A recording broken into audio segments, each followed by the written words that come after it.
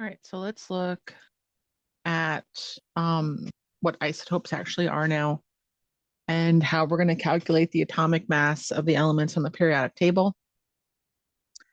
Um, we went over just a little bit in the last section about how we can write out the notation of different isotopes, putting our mass number up top and putting our atomic number right below it on the left side of our element symbol.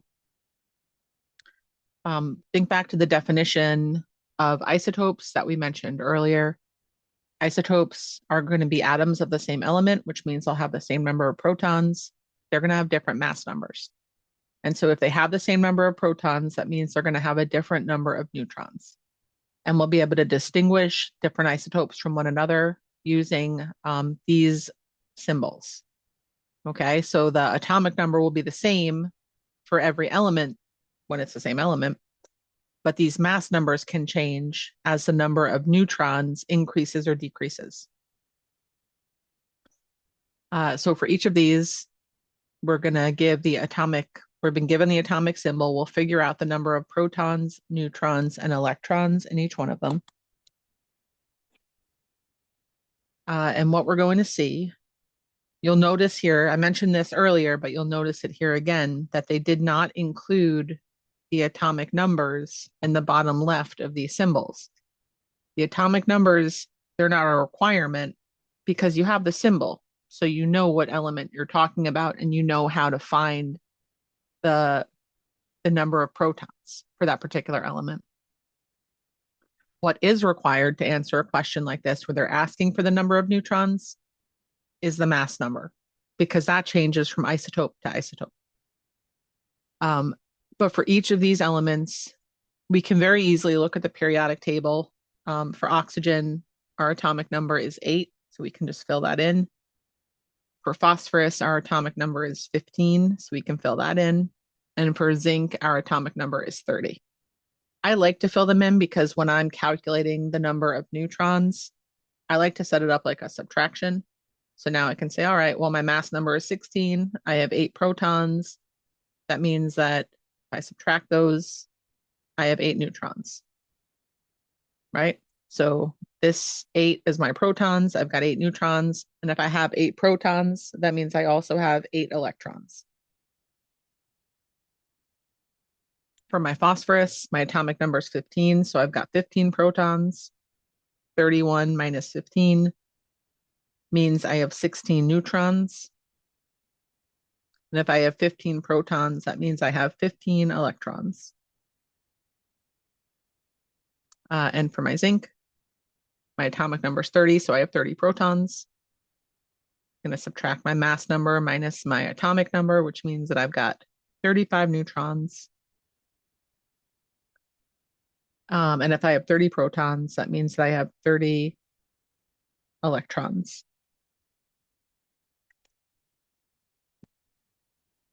Okay. Now let's look at a little bit at let's look at how our different isotopes can affect that overall atomic mass value that I mentioned earlier. Remember when we said that our atomic mass and our mass number, they're completely different things.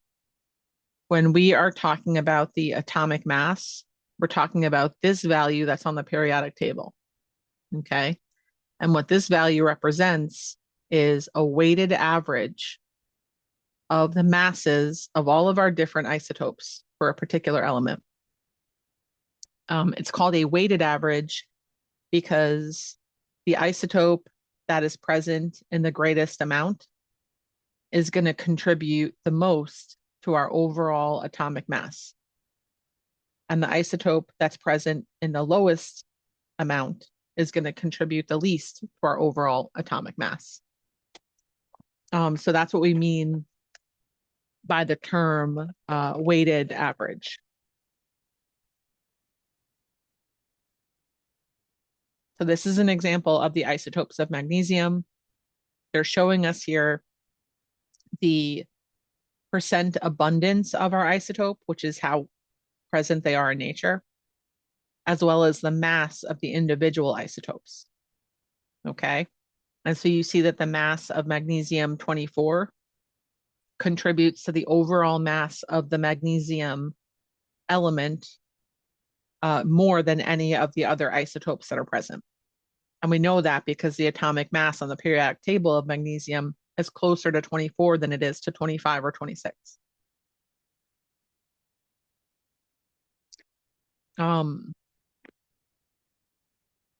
We actually looked at this already, but we can write this out again.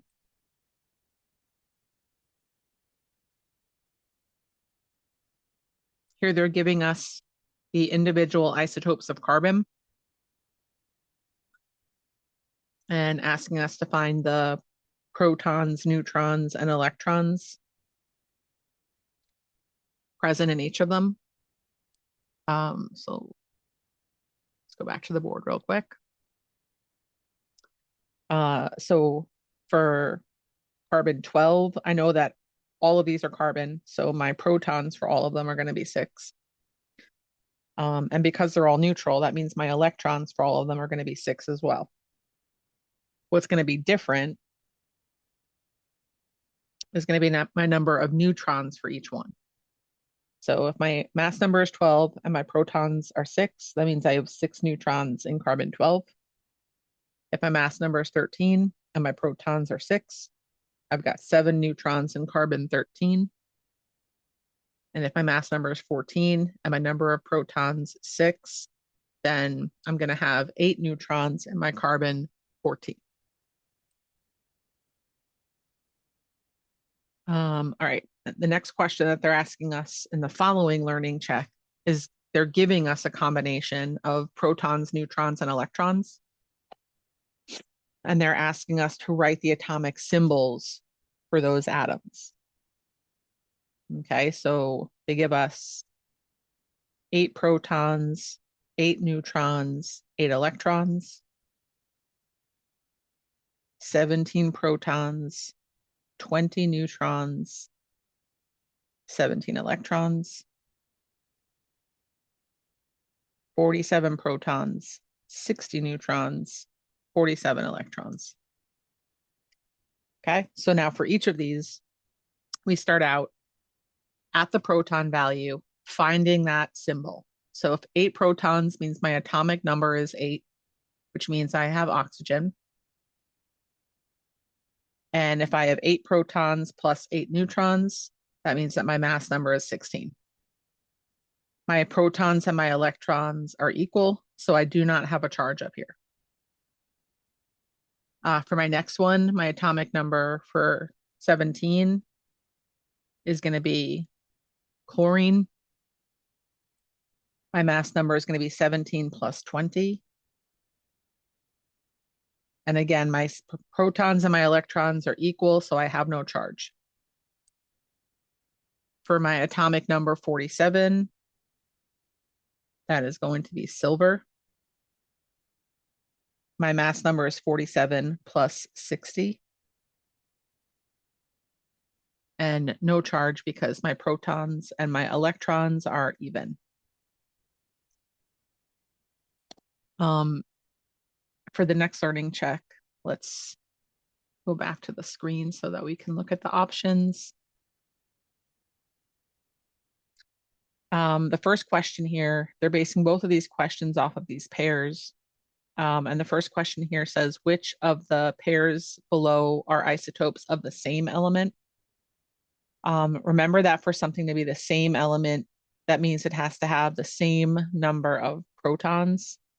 So the only pair here where our protons are the same is going to be in pair B, where we have 6 protons in both of them, right? So this X obviously represents carbon because carbon has 6 protons. In the second question, it says, in which of the pairs below do both atoms have 8 neutrons? To figure out if something has 8 neutrons, we have to take our mass number and subtract our atomic number from it. For our first pair, 15 minus 8, that would leave us with 7 neutrons, which is not what we're looking for. 7 neutrons. A mass number of 15 minus 7 would leave us with 8 neutrons. But already this one doesn't have 7, so that's not going to be the right answer.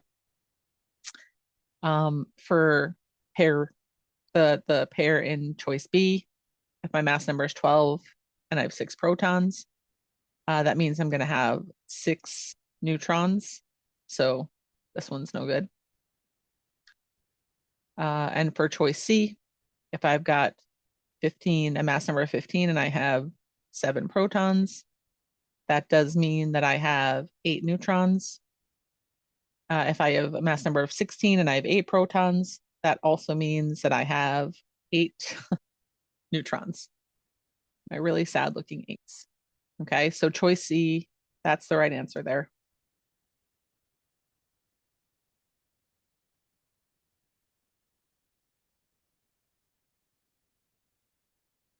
All right.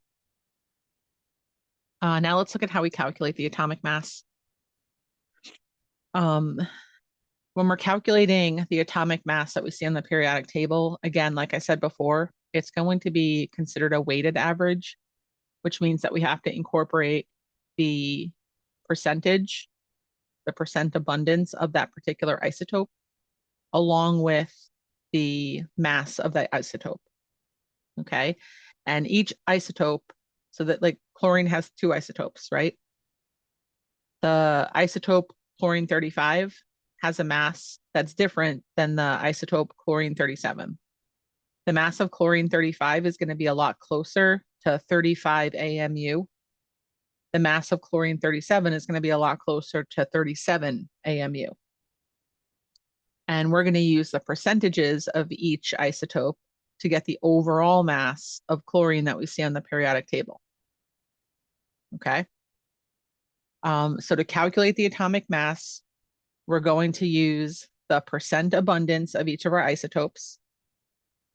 We're going to turn that percent abundance into a fraction by dividing the percent abundance by 100. And then we're going to multiply that by the mass of the individual isotope. I'll show you what this means, and this formula is a lot less confusing to use than it is to describe. Okay. But keep this in mind as the setup that you want to work with. Okay. I'm going to take the information from this question and we're actually going to solve it on the board. So I think it'll make more sense if we do it that way. But we're going to use the information here. So I'm going to write down the percent abundance. So the 75.76% and the 24.24%. Those are our percent values for each isotope. And these values here are the mass values for the individual isotopes. Okay, so that's what I'm going to write on the board, and then we're going to go through and do like the math out for it. So we have 2 isotopes for chlorine.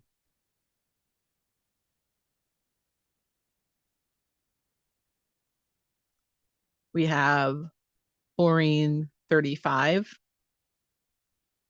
I'll put the information in parentheses. So for chlorine 35, the abundance is going to be 75.76%.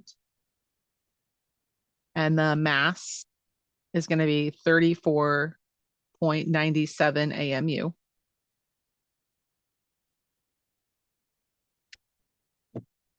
And then we're going to have chlorine 37, whose percentage is 24.24%, and whose mass is 36.97 AMU.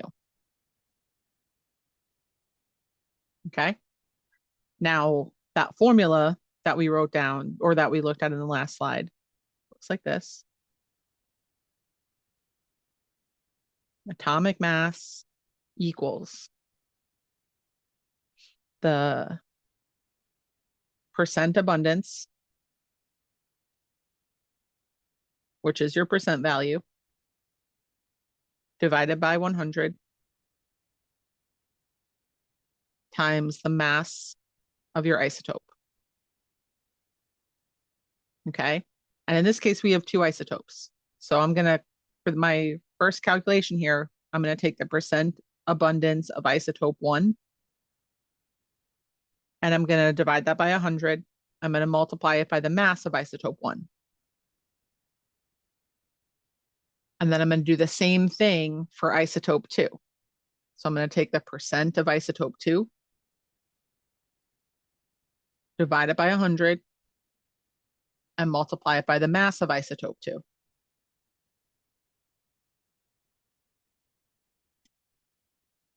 Nope, make that parentheses a little bigger. All right, and then I'm going to add those two values together. And I know that this is chlorine that I'm working with, and I know the value from the periodic table. So when I do this calculation and I add these two values together, I should get 35.45 back out. Okay. This number here that we're calculating, this is the mass that's on the periodic table. So that's when I say atomic mass, I'm talking about the mass that's on the periodic table.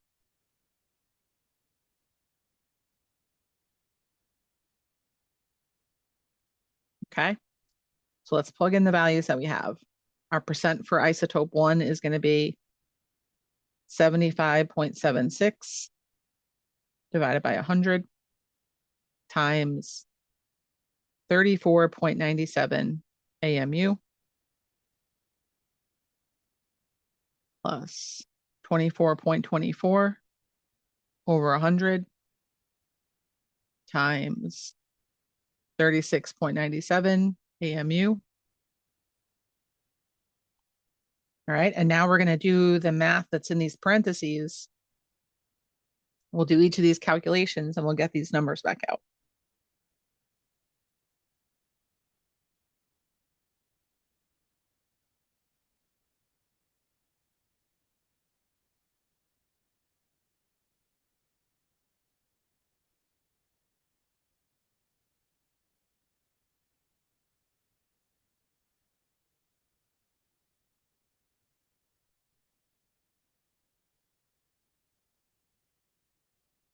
Okay, and now we're going to add these together.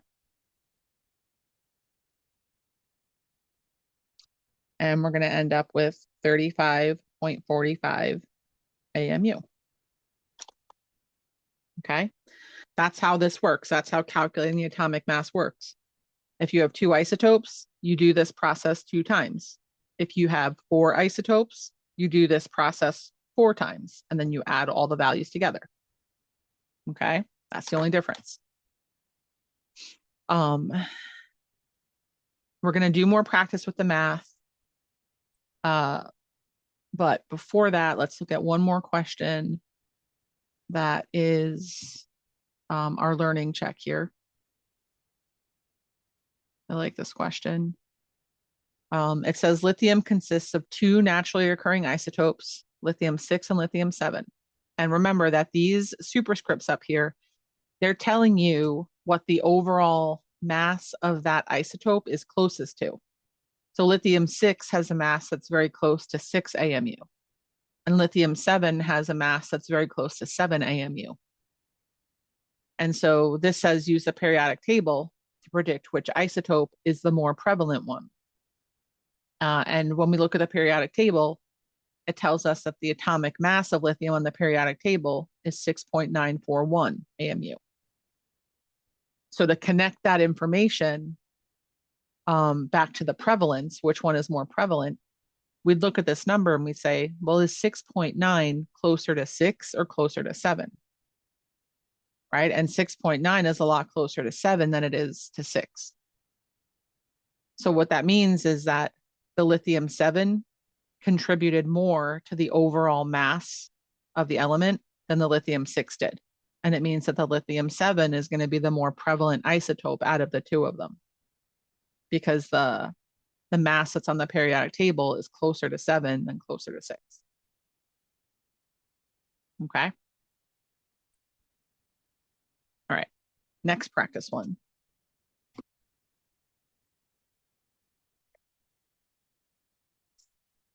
So let's take a second and write down this information.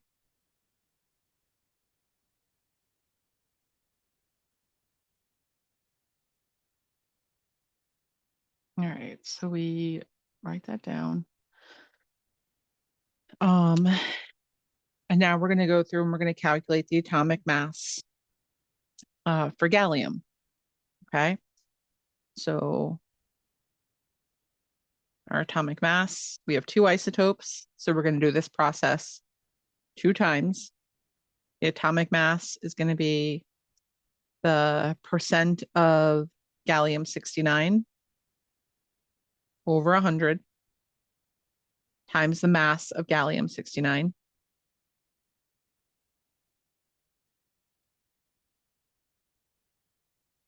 And then we're going to do it for the second isotope, the percent of gallium-71 over 100 times the mass of gallium-71.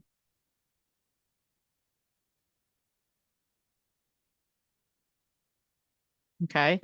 And just by looking at these percentages, when we calculate out this mass value, what we should see is an atomic mass that's a little bit closer to 68.9. So we should see a mass that's a little bit closer to the gallium-69 mass than the gallium-71 mass. And we know that because the percent of gallium-69 is higher than the percent of gallium-71. Okay. So we're going to do our little, I like to break it down this way so everything has its own spot.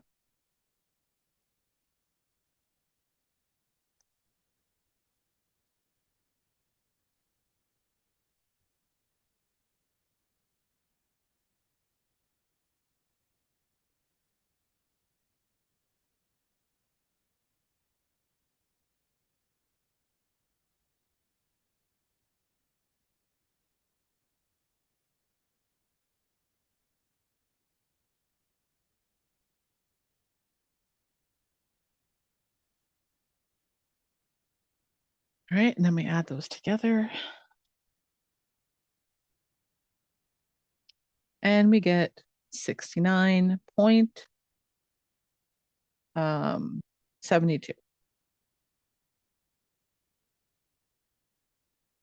Okay. And 69.72, again, pretty close to that gallium-69. At least this was a little more of an even split. That's why you find this number to be like, you're like, yeah, it's closer to gallium-69, but it's still higher than gallium-69. But that makes sense because gallium-71 is about 40% of the contributor to that mass. So that increased the overall mass of the gallium a little more than we saw in the last example.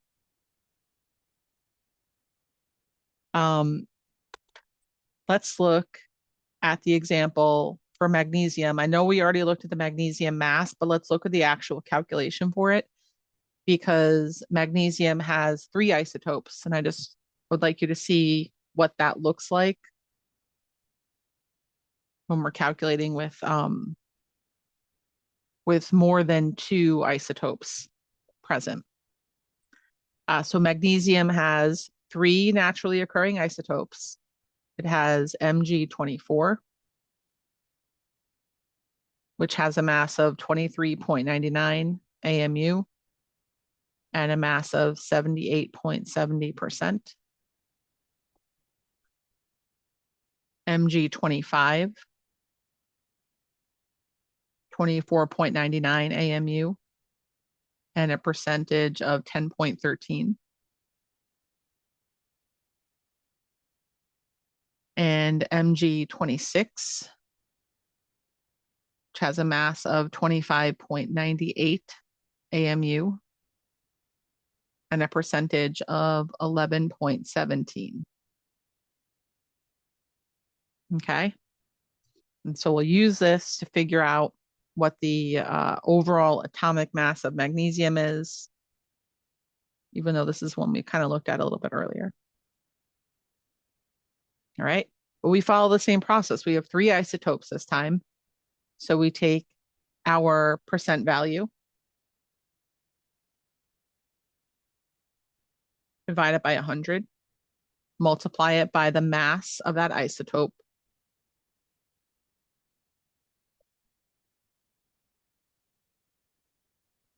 And then we move on to the next isotope. We take the percent, divide it by 100, multiply it by the mass of that isotope.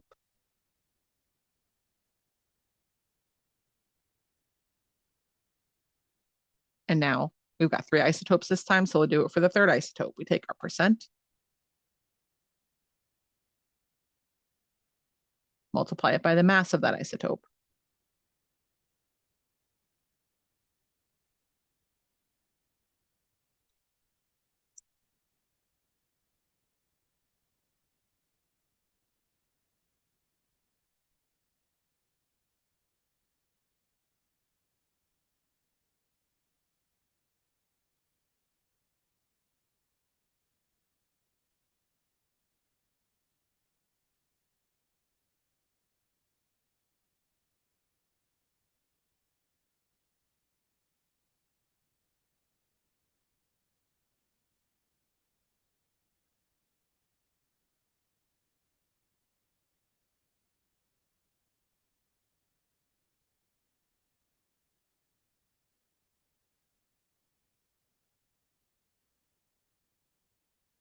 Okay, and now we take all these values and we add them together.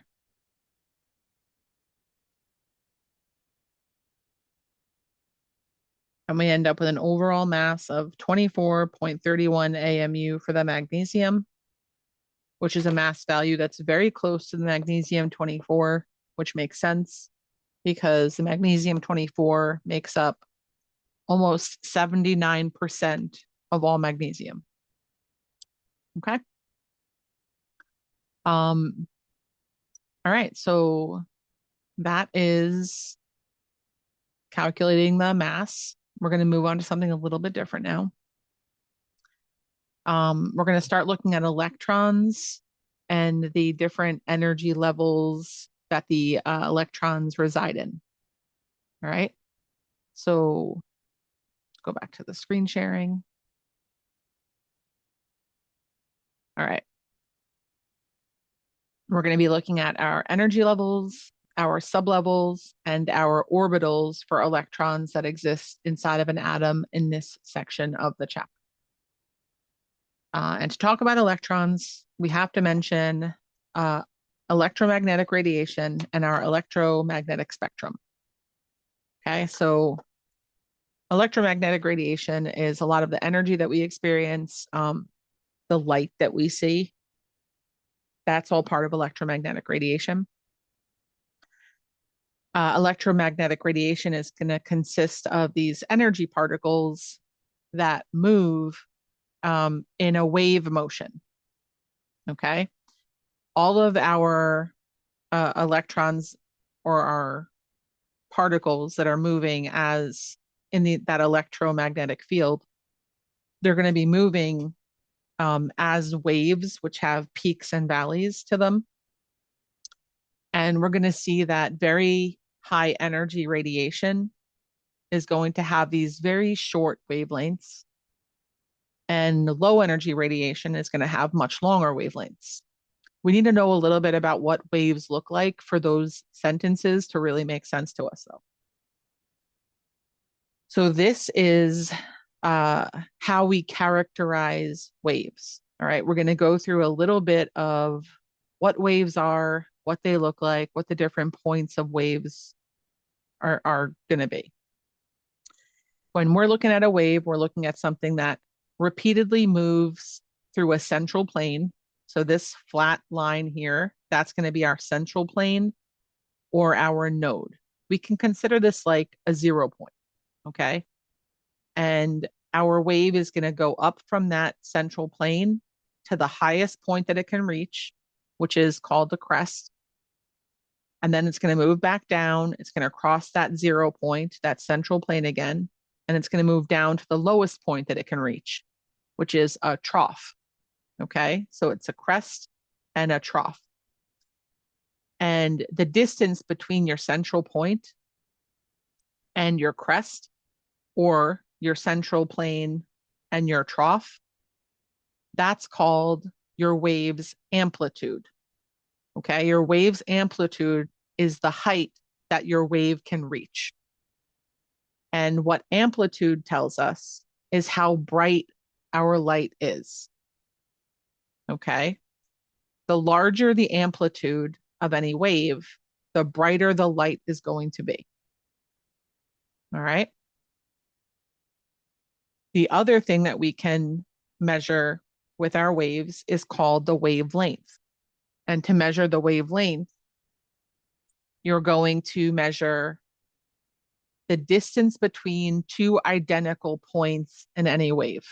The easiest way to measure the wavelength is to use the crest of one part of your wave and the next crest right next to it, right? These are two similar parts to your wave. And then you'd physically take a ruler or some measuring device and you measure the distance between these. And that is going to tell you your wavelength. All right. So wavelength is how much distance your wave can cover in one of its cycles. All right. So like we'll say that one pass of a wave is when it starts out at the crest and then it moves down to the trough and it comes back to the crest. So we want to know how much distance it covers making that movement. And that's going to be considered our wavelength. And remember what we said about wavelength. Things that are very high energy have very short wavelengths. Things that are low energy have very long wavelengths. So this distance that we're comparing here, that we're talking about, this is what we mean when we say wavelength. Waves also have frequency. Okay. And frequency is it's kind of linked to like how quickly our waves are moving, right? To measure our frequency, we're going to pick a particular point. Like say that we pick this point right here. We would measure that point for a certain amount of time. Say you want to measure it for a minute. We would count how many full waves pass through that point in 1 minute of time. And however many waves pass through that point, that is our measurement of frequency. All right. What we're going to see is that waves that have a really short wavelength, like this one, like if I measure from this point to this point, the distance from here to here, that's a lot shorter than the distance from here to here. So this wave has a very short wavelength. This wave has a longer wavelength. And if I measure the frequency of my shorter wavelength, I'm going to see a lot more waves pass through this point in 1 minute than if I don't know, pick this point on the wave of my longer one and I wait a minute. It takes a longer time for a wave to pass through a point if the wave is longer. Okay. The relationship between wavelength and frequency is always going to be an inverse one. So the shorter your wavelength is, the higher your frequency will always be. Okay. Just like the shorter your wavelength is, the higher your energy value would be. And we're going to see that wavelength and frequency are going to determine the color of the light that we see if that energy is on the visible spectrum of light. Okay, not all energy is. So what we see here, we've got 3 examples here. We have a wave. First wave here has a longer wavelength. The second wave here has a shorter wavelength, but not the shortest one. This third wave has the shortest one. And we see that the longer wavelengths are going to give us a reddish color in this case. That wavelength gets a little bit shorter, and now the color changes to yellow. That wavelength gets even shorter, and now it changes to a kind of blue. So wavelength changes the color of the light that we see.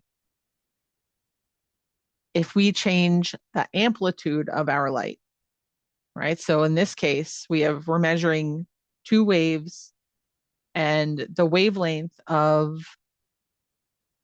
this particular wave compared to this wave, the distance between the crest to the crest is exactly the same for these. What's different from this wave to the one below it is the height of the crest, our amplitude value, right? Because our wavelength is the same for both of these. They're both the same color. They're both green. But what's different between the two of them is how bright the light is, because that amplitude or that height affects the brightness of our light. All right. So wavelength affects the color of the light that we see. The wave height affects the brightness of the light that we see. And this is our electromagnetic spectrum.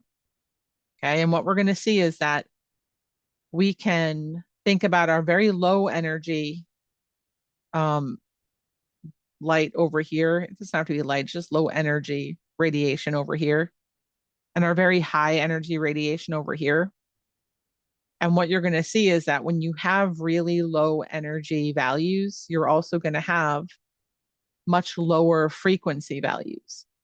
So energy and frequency have a direct relationship. As the energy increases, as it gets higher, the frequency gets higher as well. But wavelength has an inverse relationship to both of those things. As your energy values get higher, your wavelength values get smaller and smaller and smaller and smaller. Okay. Our lowest energy radiation is going to be our radio waves. And then after that, we'll have our microwaves. That's a little more energetic. And then after the microwaves, we'll have our infrared light, our infrared energy. Okay. It's energy that's a little more, it's a little higher in energy than microwaves, but it's still below our visible spectrum of light. After the infrared section, this is when we move into our visible spectrum. The visible spectrum of light has been blown up a little bit for you in this image so that you can get a better idea of the color gradient here. If you remember that Roy G. Biv kind of abbreviation, you'll see that it mimics what's happening here. You start with the red, then the orange, yellow, green, blue, and then indigo and violet. The red light at 700 nanometers is lower in energy than the violet light, which is at 400 nanometers. So as this wavelength value decreases, the energy of this light increases. Okay. Then after we finish with our visible spectrum, which ends in the violet light, we'll move into the ultraviolet part of the spectrum, which is higher in energy. And then we'll move into the X-rays, which is higher than that. And then we'll have our highest energy, which will be our gamma rays. Okay. We can use the light that passes through a prism to see the spectrum of light that individual elements are able to give off. Okay, there's going to be a relationship between the particular elements, the electrons they have, and how the electrons are energized and then relaxed in a particular element. So when you have light from a heated element that passes through a prism, it's going to separate into colors, particular colors for that particular element, separated by these dark areas where you're not going to have anything present there to make any light. The patterns that you see are called an atomic spectrum.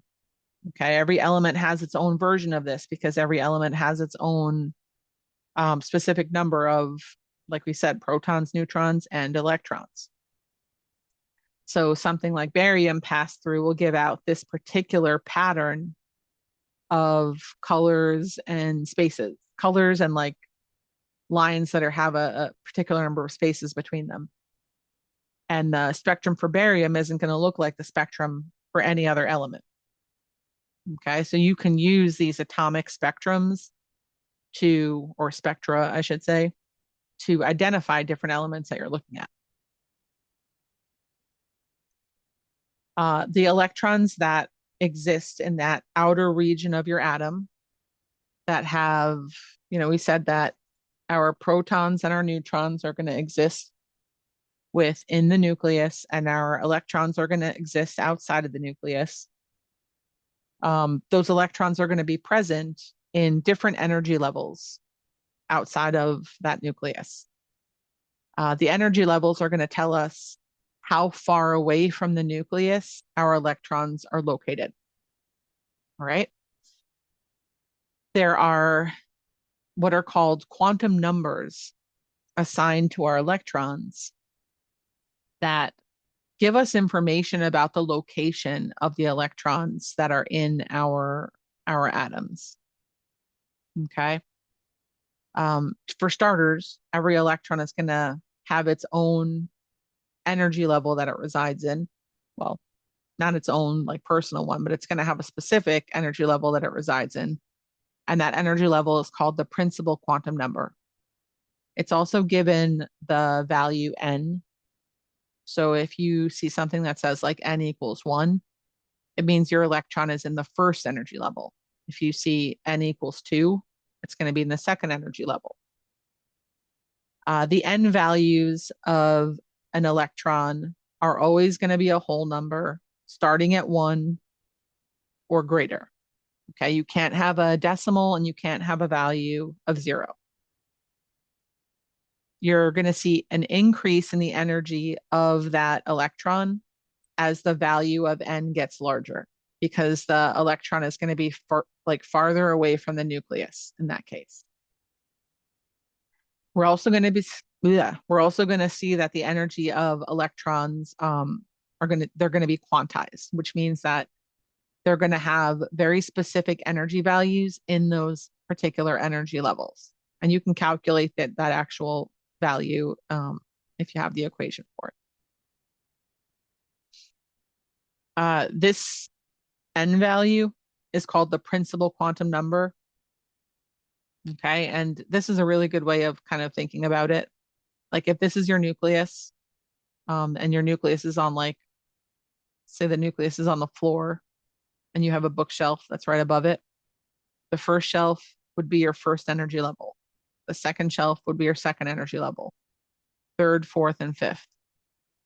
And as you get further and further away from the nucleus, the energy of those levels is going to increase in value.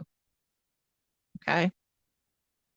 An electron can have the only one, what am I trying to say? It can only have one energy level at a time. It's not going to be have multiple ones. What an electron can do though is it can start out at a lower energy level, and it can absorb energy, and it can move into a higher energy level. That can definitely happen. What can also happen is that once an electron is at a higher energy level, it can lose its energy, it can release that energy, and it can fall back into a lower energy state. Okay, there's two terms here. When your electron absorbs energy and moves into a higher energy level, that's called excitation. So an electron is excited and it moves into a higher energy state. When you have an electron that's at a higher energy state and it loses energy and it falls back to a lower energy state, we call that relaxing. So this electron would relax back down to a lower energy state. And when an electron relaxes down to a lower energy state, it's going to emit photons of light photons of energy. The word photon is what we use for the energy, like the packets of light energy that are released. It's going to release photons of energy that correspond to a particular wavelength. Okay. Within those principal energy levels, there are also sublevels that exist. So you can have an energy level that's divided up even more into sublevels. Our lowest energy sublevel is going to be the S sublevel, then the P, then the D, and then the F, which is our highest energy sublevel. Let me just see what this next. Yeah, I'm going to do a sketch before we look at this. Let's try to sketch out what we're talking about here with energy levels and sublevels real quick. So let's say I have my nucleus over here. Okay, there's my nucleus. My first energy level is going to be in this space. Okay, this is going to be my N equals 1. All right, so any electrons that are present in here are going to be in my first energy level. And in my first energy level, there is only one sublevel. There's only my S sublevel. That's the only thing that exists here. So I'm going to call it 1S because I'm in my first energy level and I only have one sublevel in that energy level. Now I move into my second energy level. So this is N equals 2. So now this area here, this is my second energy level. Within this energy level, I've got another sort of division that takes place. And in this area that's a little bit closer to my nucleus, this is going to be my 2S sublevel. Okay. And in this area that's a little bit further away from my nucleus, this is going to be my 2P sublevel. They're both in the second energy level, but any electrons that are in my S sublevel are going to be a little bit lower in energy than in my P sublevel. All right. And we'll bring that out one more. So now let's say I go into I got a little bit close. So I say I go out into my third energy level. That's better. All right. So again, I'm going to divide that up into 3 sections.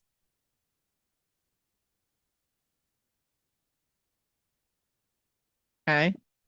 So in the sublevel that's closest to the nucleus, that's going to be my S sublevel.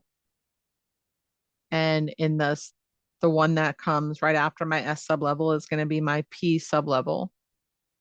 And the one that comes after my P sublevel is going to be my D sublevel. Okay. But all of these are still in my third energy level, my third principal energy level.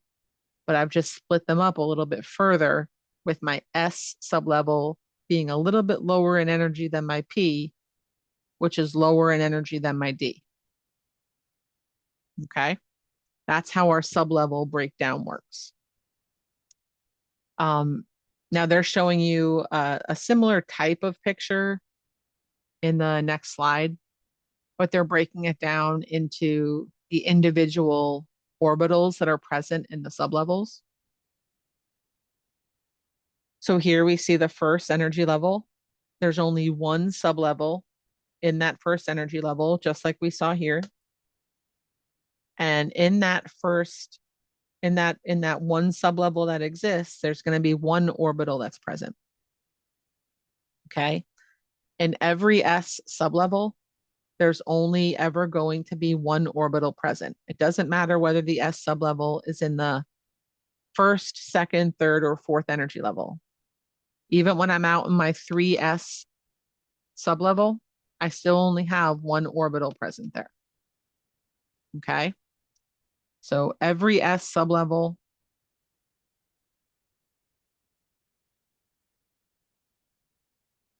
has one orbital.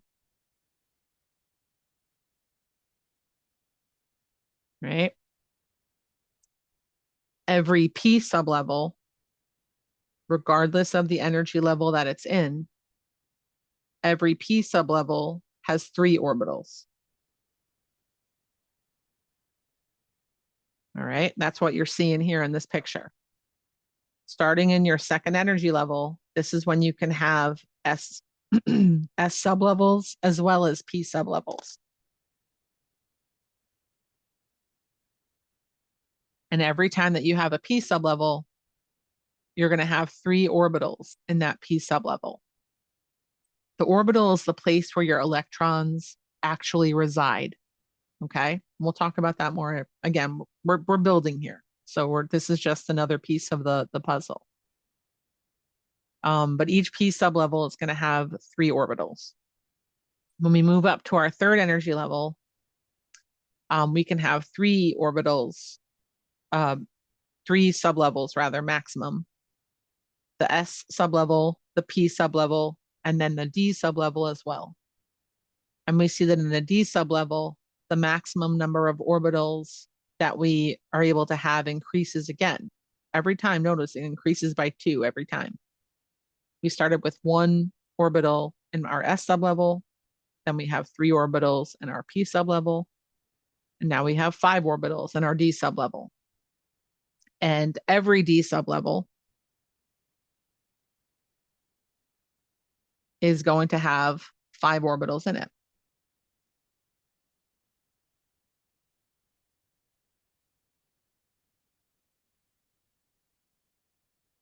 Okay. And so on. All right. So in the fourth energy level, we could have an F sublevel as well. And in our F sublevel, if our D sublevel had 5 orbitals, then it shouldn't surprise us that in our F sublevel we have 7 orbitals that are possible.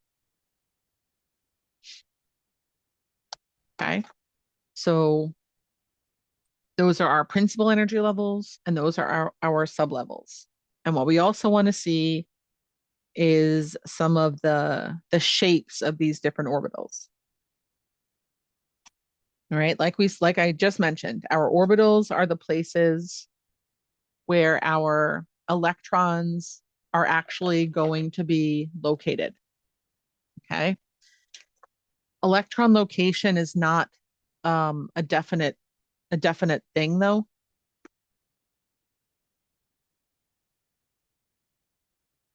Sorry, I just had to take something from my throat.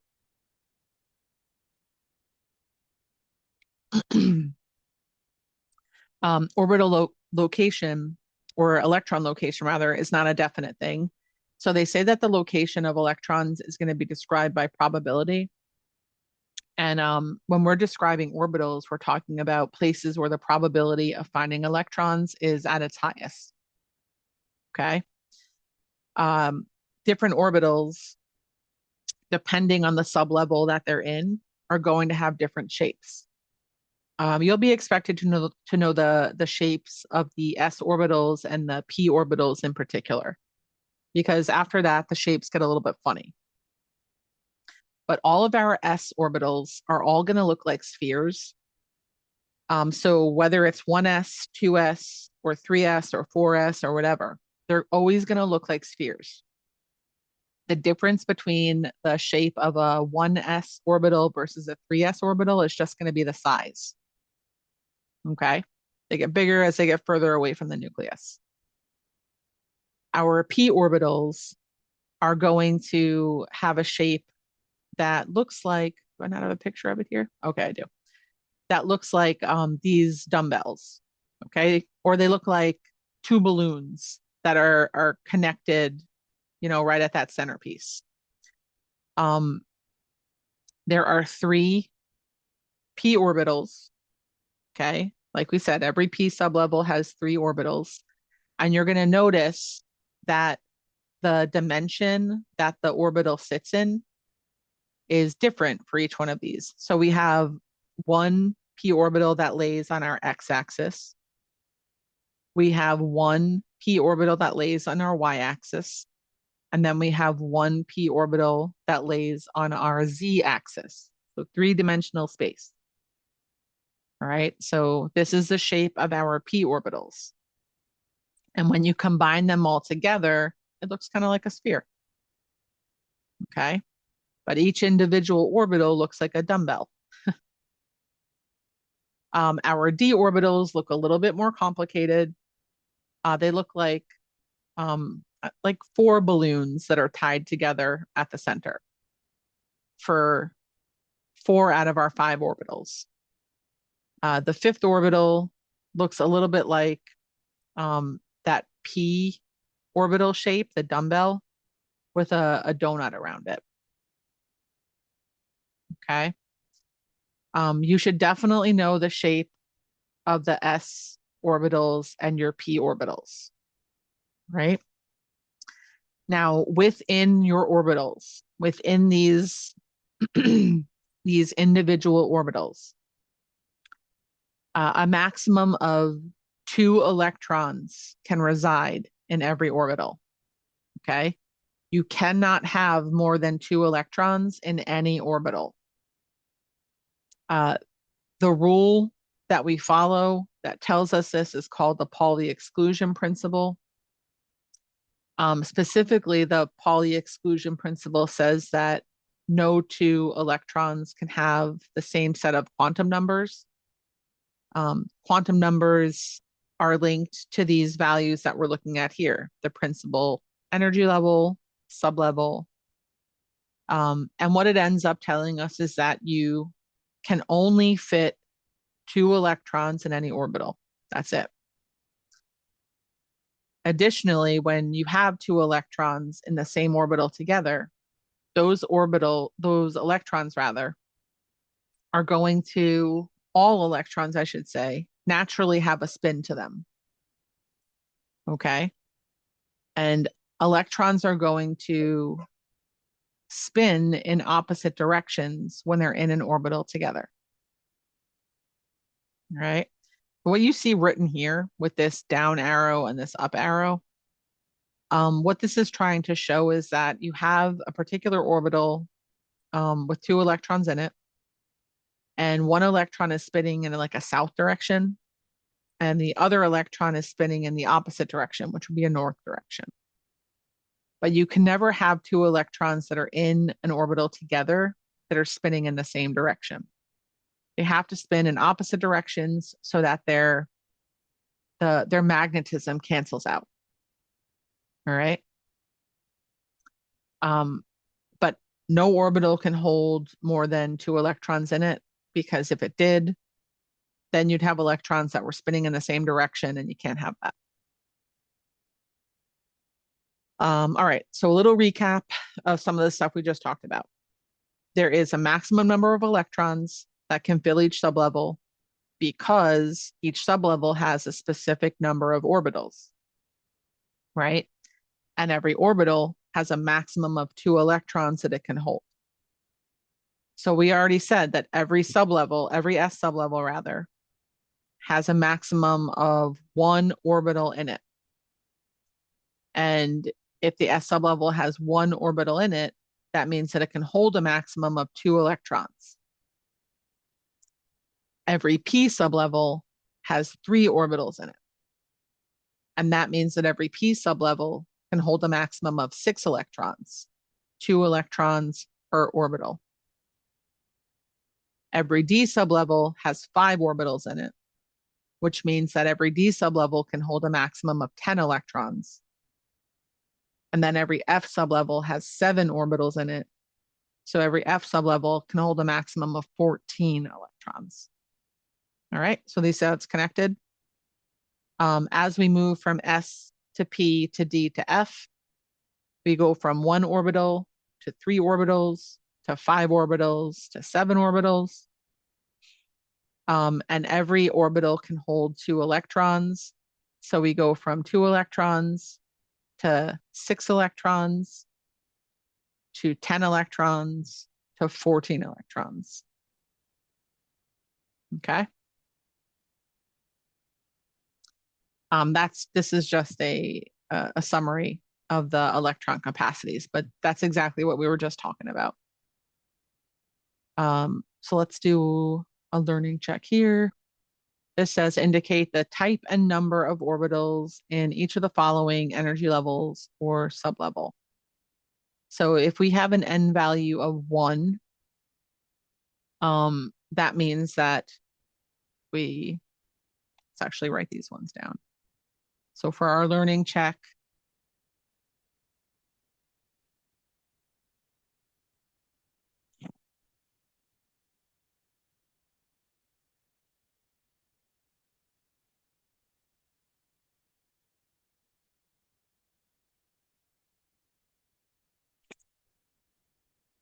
all right, so for our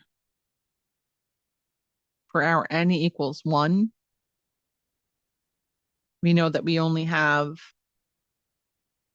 one sublevel possible. We have the 1s sublevel. And within the 1s sublevel, there's going to be one orbital present.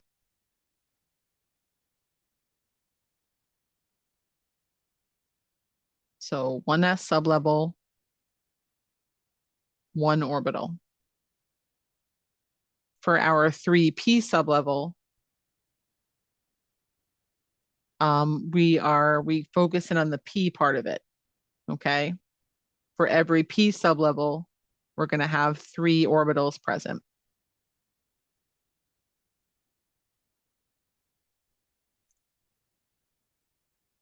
Okay. The next question says, indicate the type and number of orbitals in each of the following energy level or sublevel. It starts off with 3p, so we'll skip that one because you just did it.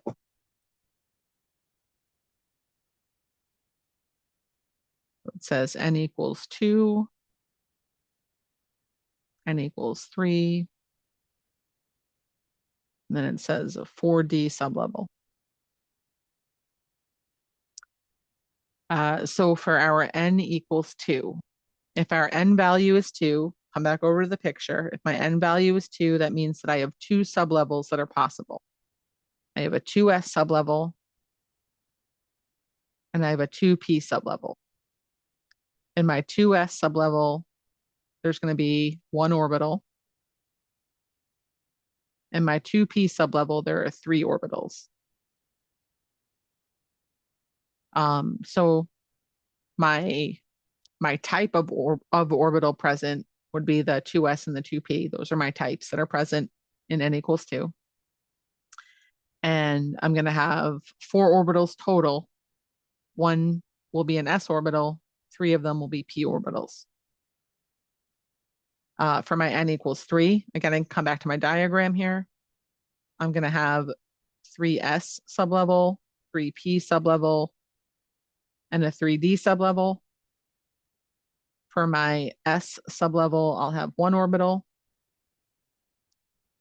For my p sublevel, I'll have 3 orbitals. And for my d sublevel, I will have 5 orbitals.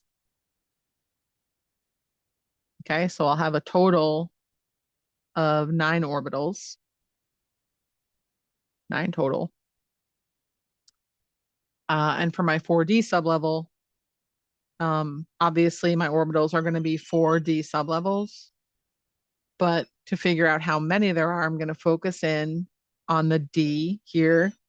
And in every D sublevel, there's going to be 5 orbitals present.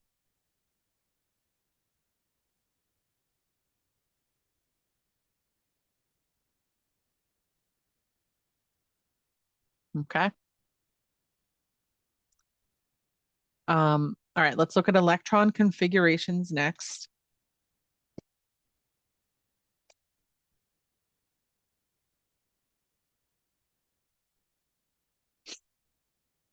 When we're looking at electron configurations for different elements, we're trying to figure out how their particular electrons are arranged in the energy levels that surround the nucleus.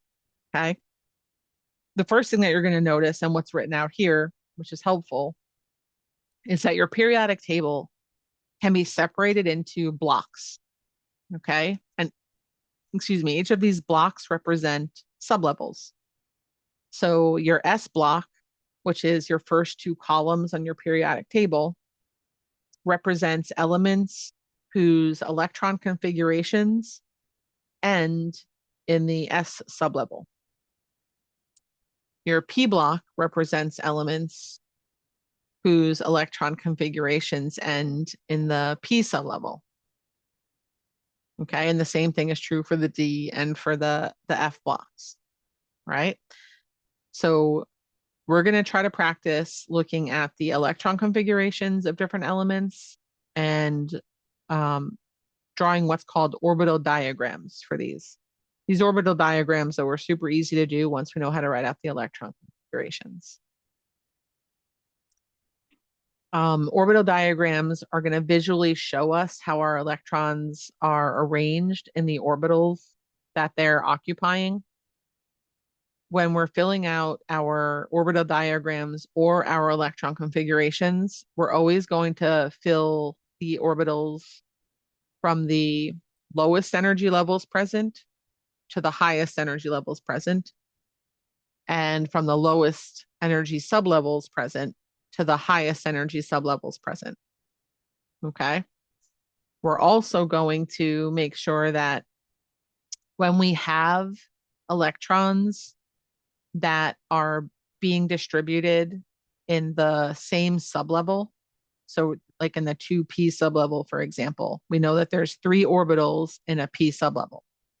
If I need to put 2 electrons into that sublevel, I need to make sure to spread them out as much as possible. You never want to pair electrons together if there is an empty orbital in the same sublevel with them. Okay. So for the 1s sublevel, we had to pair them up because there is only one orbital available in our S sublevel. The same thing is true for our 2s sublevel. There's only one orbital present for our 2s sublevel, so we have to pair them up. But in our 2p sublevel, I've got 2 electrons that I need to place here, and I've got 3 orbitals available. So I'm going to put 1 electron in each orbital in that case. Okay. Now our electron configurations are going to show us the placement of the electrons in any atom that we're looking at. Okay. We're going to distribute our electrons in our energy levels and in our sublevels in order of increasing energy. So you always go from low energy to high energy with these. All right. We'll also look at how we write out an abbreviated version using the noble gases, but I just want to make sure that we understand the electron configurations themselves first. Okay. And what we're looking at here, what's written down here is going to be a representation of the electron configurations that we'll be writing. The number that goes in front of the letter represents the energy level. So the 1 represents the first energy level. The letter represents the sublevel or the block. And then the exponent up here is going to represent the number of electrons that are in that sublevel. So when you read this and it says 1s2, what that means is, is that you're saying that there are 2 electrons in the 1s sublevel. And when you say 2s2, you're saying that there are 2 electrons in the 2s sublevel. And when we get here to 2p2, you're saying that there are 2 electrons that are in the 2p sublevel. Which, if you think back to what we were looking at here, that's exactly what we're seeing here. There's 2 electrons in the 1s, there's 2 electrons in the 2s, and there's 2 electrons in the 2p. Okay. And they're telling you how to read it here because that's how you're going to hear people, like when they're reading through the configurations, they'll say 1s2, 2s2, 2p2, And that's what they're referring to here. 1s2, 2s2, 2p2. Okay. So we can look at some of the blocks of elements to help us with these configurations. In our first row of our periodic table, we have two elements. We have hydrogen and helium. Okay. Hydrogen has 1 proton and 1 electron. Helium has 2 protons and 2 electrons. So hydrogen's electron is going to be in the 1s sublevel. First energy level, S sublevel. And its electron configuration is going to be 1s1 because it's in the first energy level, in the S sublevel, and there's only 1 electron in there. Helium has 2 electrons, right? So it's still going to be in that first energy level, and it's still going to be in that S sublevel because the first energy level only has an S sublevel, but helium has 2 electrons. So it'll get an exponent of 2 in there to indicate that 2 electrons will be in that S sublevel. Okay. When we move down into the second row, starting with lithium and beryllium, lithium has 3 electrons, right? 3 protons, 3 electrons. Beryllium has 4 protons and 4 electrons. So with lithium, we know that the first 2 electrons that lithium has are going to be in that first energy level. And in that first energy level, there's only an S sublevel, and that S sublevel has 1 orbital, and that 1 orbital is going to be able to hold 2 out of lithium's 3 electrons. But that third electron is going to have to go into a different orbital. And the next available orbital is going to be in the second energy level in the S sublevel. And so the electron configuration that's going to represent that is going to be 1s2, meaning that first energy level, the S sublevel will have 2 electrons. And then in the second energy level, the S sublevel will have 1 electron. Okay. We'll go into the abbreviation stuff in a little bit. I just want the electron configuration part to make sense first. With beryllium, there are 4, like we said, 4 protons and 4 electrons. So in our first energy level, our S sublevel will have 2 electrons. And in our second energy level, our S sublevel will also have 2 electrons. And we're going to keep building from there. In our P block, we're going to have 3 orbitals available. So we're going to be able to fit up to 6 electrons here. What I want you to notice is that your electrons in your P sublevel will stay unpaired until they have to pair back up. So oxygen is the first time where we're going to see one of our P orbitals have more than 1 electron in it. But they don't pair up until they have to. They stay in their individual orbitals as long as possible. Okay.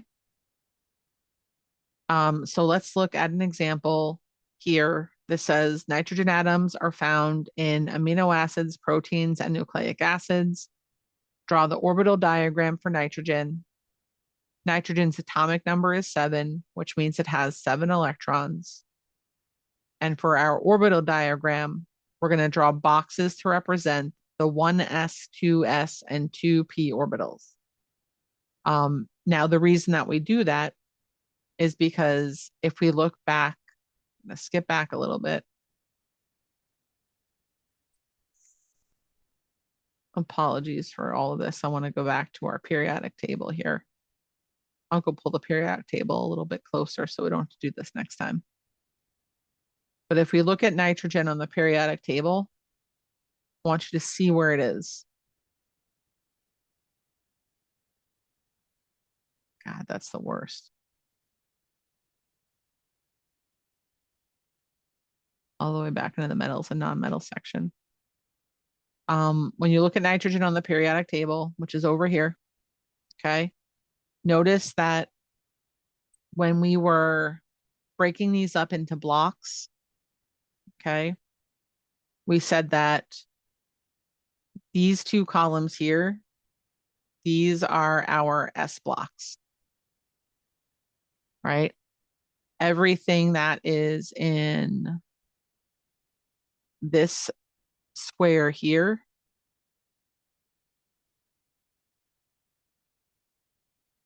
this is going to be our P block.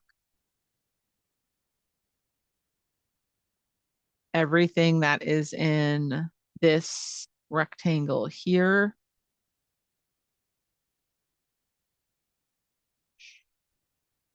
this is going to be our D block. And then everything that's in this section here is going to be our F block. So nitrogen we see is in our P block. And so when they're trying to figure out which sublevels and which orbitals that we're going to need, they go kind of row by row. They're like, all right, well, nitrogen is in the second period, right? So it has 7 electrons in it.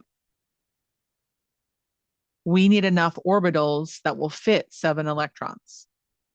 So for starters, we're going to need our 1s orbital, and that orbital will fit 2 electrons. Then we're going to need our 2s orbital, which will fit 2 electrons. And then we'll go into our 2p orbitals, and we'll put the rest of our electrons in the 2p orbitals. Okay. So let's sketch that out here. So this is going to be our 1s orbital. This is our 2s orbital.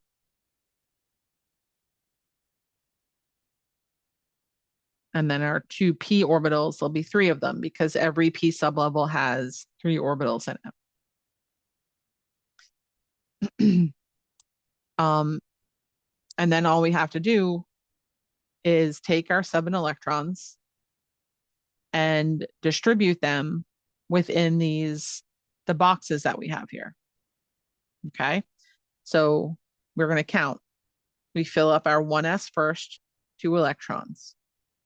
We fill in our 2s second, 2 electrons. We fill in our 2p last. We've used up 4 of our electrons. We have 3 electrons left that we still need to place. So 5, 6, 7. From this, we can write out our electron configuration. What's our electron configuration for nitrogen going to be?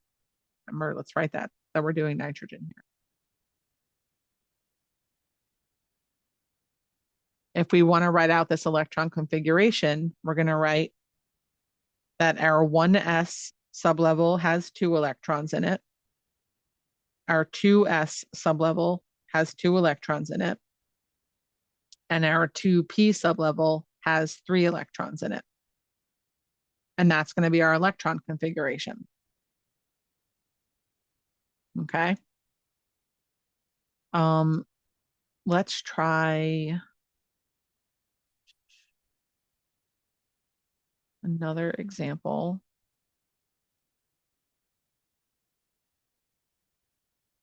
There's a lot of examples in your slides, and I'm not going to make you stare at every single example that's in the slides right now. I would like to practice a little bit with a few of these, though. So we're going to go to this question here with selenium.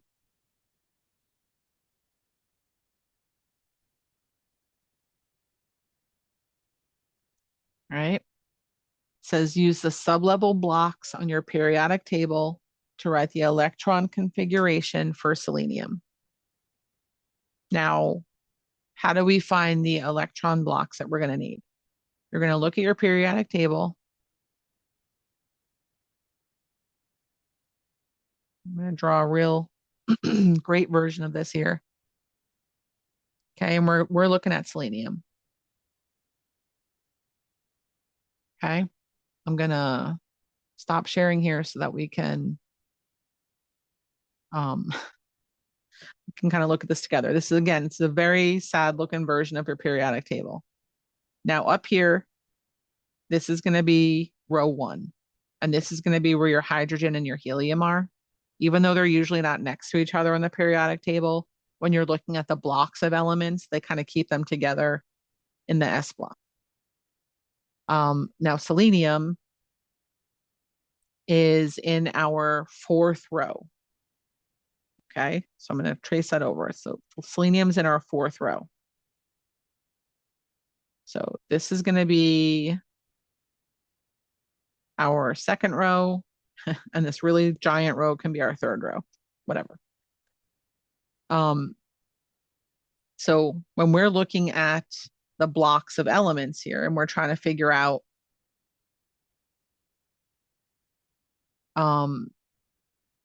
like what boxes that we need to set up our orbital diagram, we're going to look at, remember, S block, P block, D block, okay? The number of orbitals that are present never changes. So for our S block, there's 1 orbital. For our P block, there's 3 orbitals. For our D block, there's 5 orbitals. Right? Our selenium is down here. 1, 2, 3, 4. 1, 2, 3, 4, 5, 6. Okay, good. Our selenium is right here. Okay. So now I'm going to go row by row, and we're going to look at what each of these blocks are called. Okay. So our first row only has an S sublevel. So this is going to be our 1S box. Okay. In the second row, this is going to be our 2S. Still in our second row, but on the other side in our P block, this is going to be our 2P. Okay. Over here in our third row, which is randomly bigger than the rest of them, this is going to be our 3S. And traveling over, this is going to be our 3P. All right. When we get to our 4th row, something different happens. And you have to pay attention to this part because in terms of what your blocks are going to be called, our D block changes a little bit in the 4th row. Okay. Now remember, our selenium's over here. So at the beginning of our 4th row, this is still going to be our 4S block. But when we move here into our D block, the number in front of the letter D is always going to be 1 less than the row that we're in. Okay. So this is going to be 4S. When we move over into the D block, this is going to be 3D. And it's going to stay 3D this entire time until we move back into our P block. Then it jumps back up to 4. Okay. That pattern holds true throughout. When we get to our 5th row,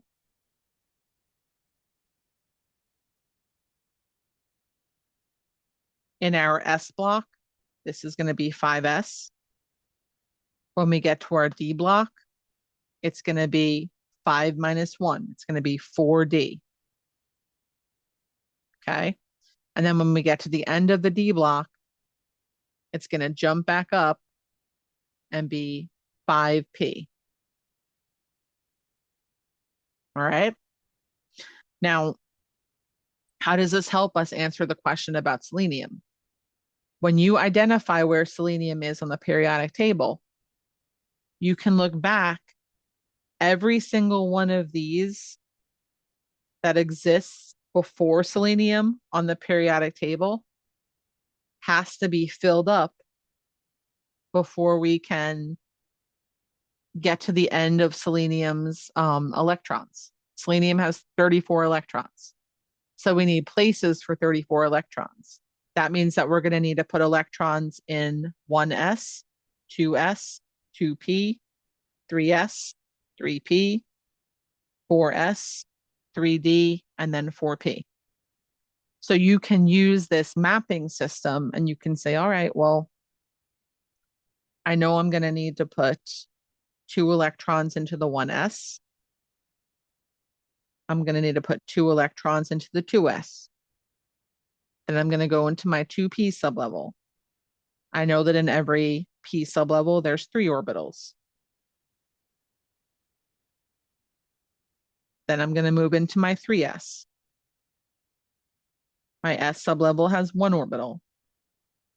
Then I'm going to move into my 3p. My p sublevel has 3 orbitals. Then I'm going to move into my 4s. My s's have 1 sublevel. Then I'm going to move into my 3d. Every d sublevel has 5 orbitals. And just write out your orbitals first before you fill anything else out. After I finish with my 3d, I'm going to be in my 4p sublevel. I'm going to squish the 4p over here. Every p sublevel has 3 orbitals. With these orbitals, I should be able to fit all of selenium's electrons, right? And again, selenium is number 34 in the periodic table, so it has 34 electrons. And so now I'm going to count my electrons as I distribute them. 1, 2, 3, 4, 5, 6, 7, 8, 9, 10. I always fill them one at a time when I'm in my same sublevel, right? Because they don't pair up unless they absolutely have to. That's 10. 11, 12, 13, 14, 15, 16, 17, 18, 19, 20, 21, 22, 23, 24, 25, 26, 27, 28, 29, 30, 31, 32, 33, 34. Okay, that's my orbital diagram for selenium. From that orbital diagram, I can write out my electron configuration for it. And it's just going to follow exactly what I've sketched out here. 1s2, 2s2, 2p, 6, I have 6 electrons there, 3s2, 3p6, 4s2, 3d, 2, 4, 6, 8, 10, 4p, 1, 2, 3, 4. Okay, that's my full electron configuration. Now, we've also mentioned the abbreviated electron configuration. And the abbreviated electron configuration is going to be based on the noble gas that comes before the element that you're looking at on the periodic table. Okay, so selenium is in the 4th row. If I look in my 3rd row at the noble gas that's in my 3rd row, that noble gas is argon. Okay, and argon's electrons are going to fill all of the boxes up to here. Okay, if you write out the electron configuration for argon, argon has 18 protons and 18 electrons. So that's 2, 4, 6, 8, 10, 12, 14, 16, 18. Okay. If you want to write out an abbreviated electron configuration, you find the noble gas that comes right before the element that you're looking at on the periodic table. You find where that noble gas's electron configuration ends. Okay, so in this case, argon's electron configuration would end at 3p6. Okay, so now instead of writing this whole beginning part, we can instead put a bracket and we can put AR. And then when we do that, we're saying our element selenium has the same electron configuration as argon. And then in addition to that, selenium also has 4s2, 3d10, 4p4. Okay. But writing these things out, either way, it means the same thing. It's just different ways to represent that thing. Okay. All right. All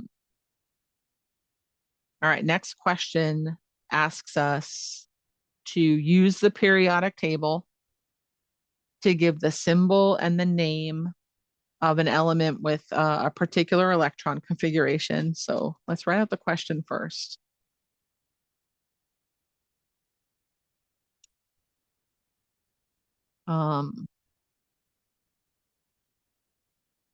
Give the symbol and name of the element. And the configuration is 1s2, 2s2, 2p6, 3s2, 3p6, 4s2, 3d7. All right.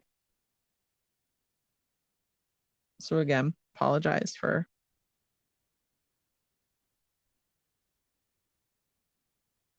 the periodic table. I wish I had one that was super clear that I could just like lay over my whiteboard. All right, so up here, this will be our hydrogen and our helium.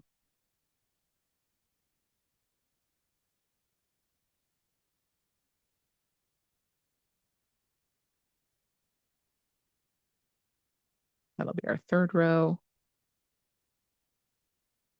And then that'll be our fourth row. Okay.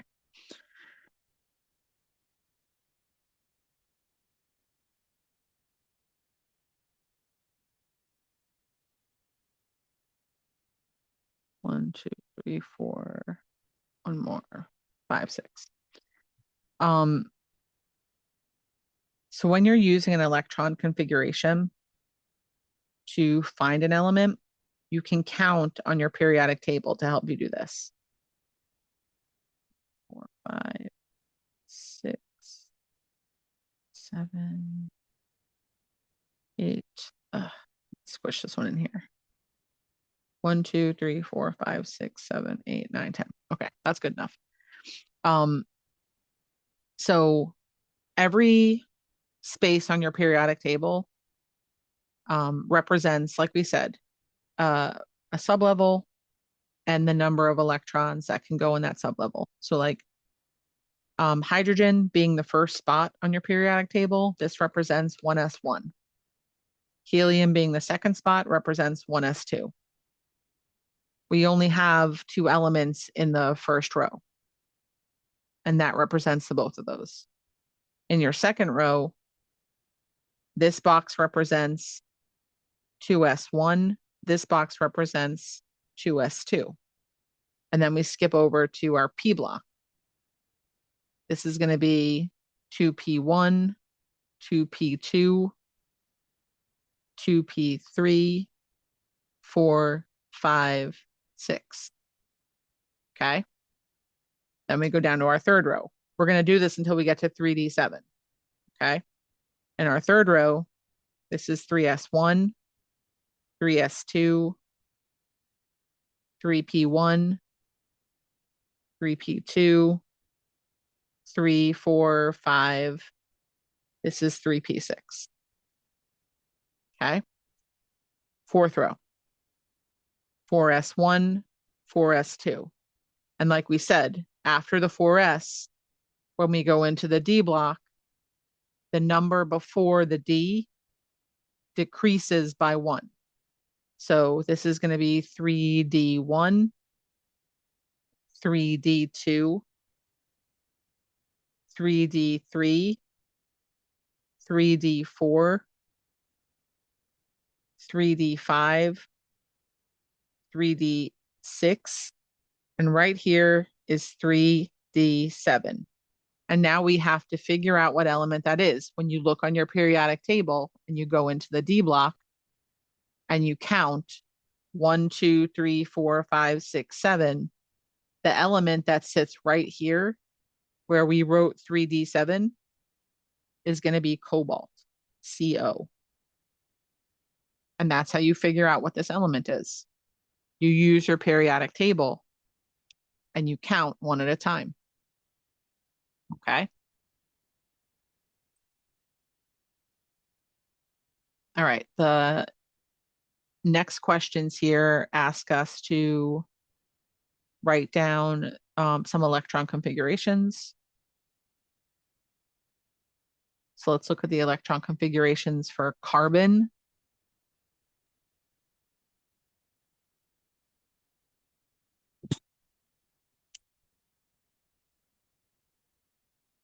When we look at carbon, we see that carbon is going to be in our second row in our P block. Okay. And that means that to write out carbon's electron configuration, I'm going to need all of the sublevels that go up to my second P sublevel. So I'm going to need my 1s, I'm going to need my 2s, and I'm going to need my 2p in order to write out carbon's electron configuration. In my carbon, it has it's number 6 on your periodic table, so it's going to have 6 electrons.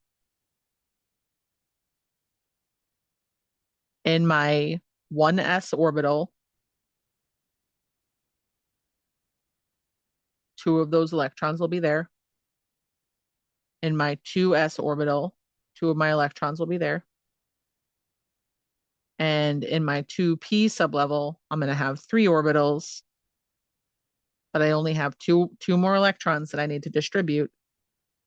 So I'll have 1 electron here and 1 electron here. And my electron configuration is going to be 1s2, 2s2. I don't know why I wrote 2p2. Okay.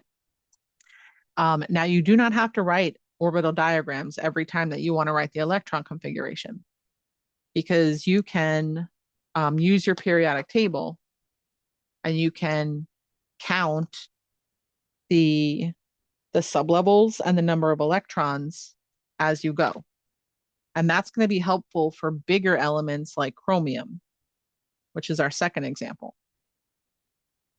So let me swing back to the periodic table on this one.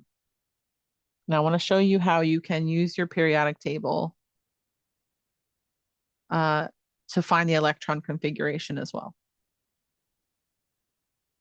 And again, I think it's going to be real helpful for something like chromium, where the drawing out the boxes is going to get a little bit cumbersome. All right, so again, we're focused on chromium. Let's share the screen here. All right. Okay.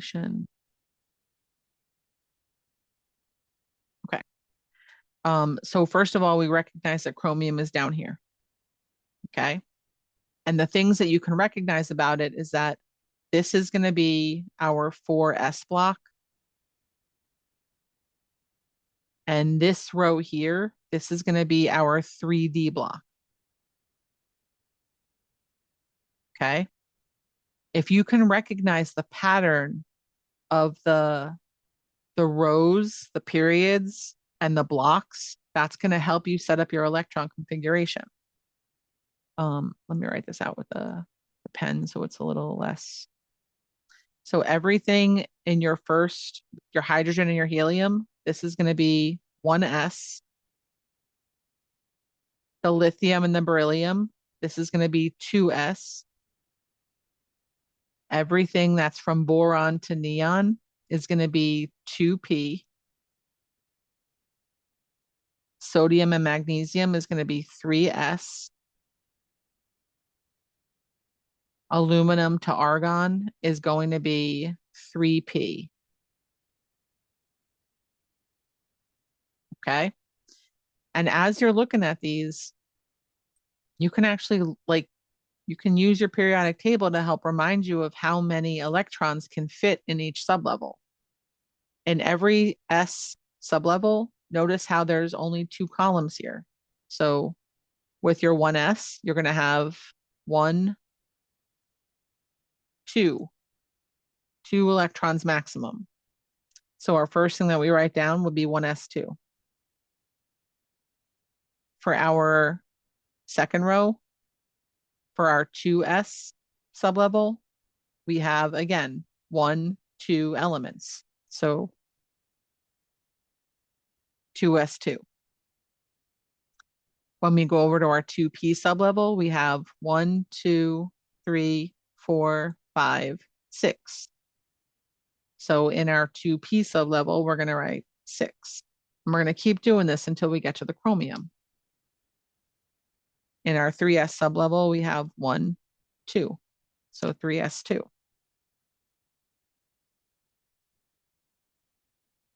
In our 3p sublevel, we have 1, 2, 3, 4, 5, 6. So we're going to write 3p6. For our 4s, we're going to write 1, 2, 4s2. And now we're going to get to the chromium. Starting at the SC, the scandium, remember that when we switch into this D block, it switches into 3D. So our D block is always 1 less than the number of the row that we're in. And we're going to count how many elements it takes for us to get to chromium. So 1, 2, 3, 4. So our final part of that electron configuration is going to be 3D4. Okay.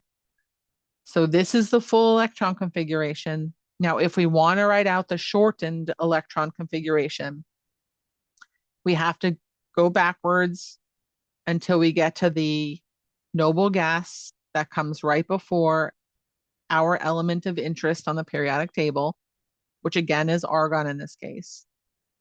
Argon has 18 electrons. So I'm going to use let me stop sharing here so we can look at the numbers here. I'm going to count my exponents until I get up to 18. 2, 4 plus 6 is 10, 12, 18. So this whole section here, this represents the same amount of electrons that are in argon. So I can put argon in brackets, and argon represents the first 18 electrons. And then I can include what's left, and that's going to represent the additional electrons that are in chromium past what argon has. Okay. All right. Go back to the next question.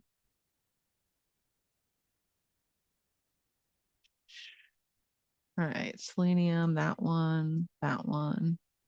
All right, they want us to do the electron configuration for oxygen next. Oxygen is in our, let's write down a few things. Oxygen has 8 electrons, and it's in our 2p block, our 2p sublevel. So before we get to the 2p sublevel, we're going to have to fill the 1s sublevel with 2 electrons. Then we're going to fill the 2s sublevel with 2 electrons because s's can hold a maximum of 2 electrons. And then we'll get to our 2p sublevel.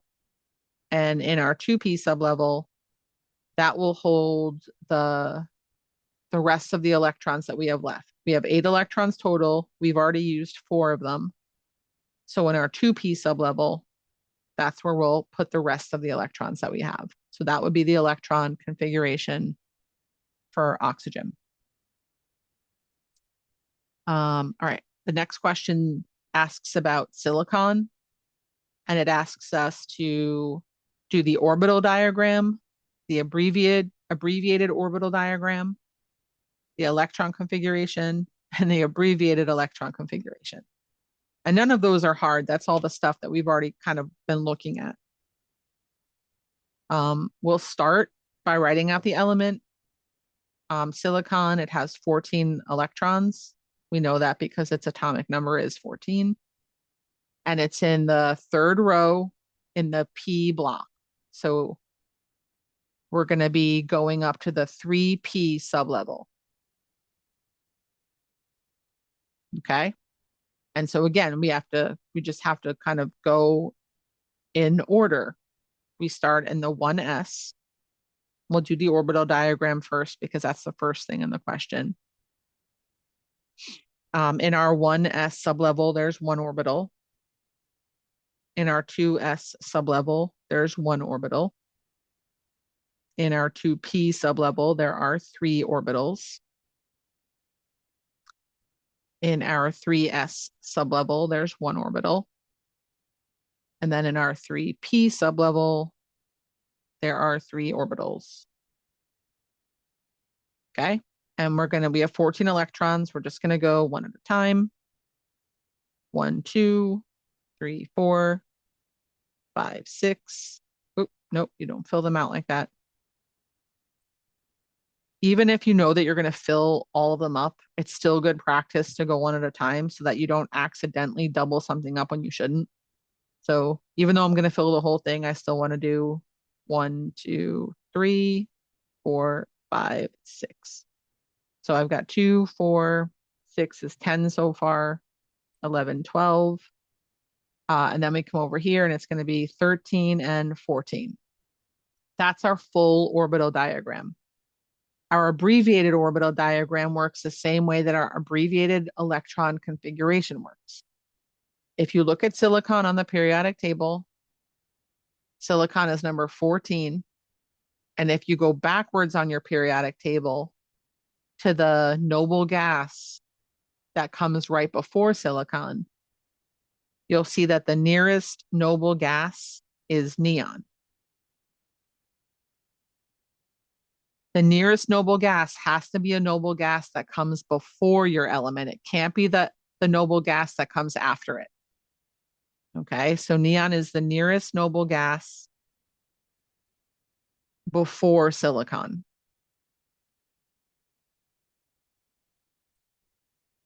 And neon has 10 electrons.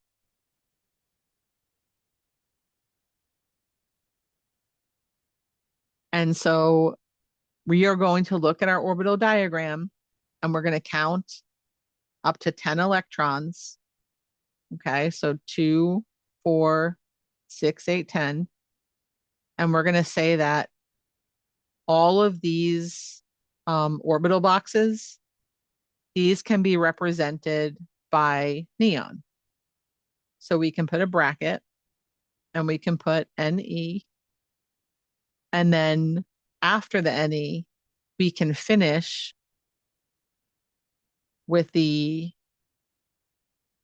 orbital boxes that just represent the silicon. Okay, so 2 electrons there, 2 electrons there. That's our abbreviated orbital diagram. Okay. For our electron configuration, we can use our orbital box diagram to write the electron configuration. That makes it a lot easier if we already have the orbital diagram done. 1s2, 2s2, 2p6, 3s2, 3p2. And if we want to write the abbreviated electron configuration, again, we're just going to identify where the electrons for neon are being represented. And we're going to replace those electrons with neon in brackets. And then we're going to include our 3s2, 3p2 after that. Okay, and that's going to represent our abbreviated configuration.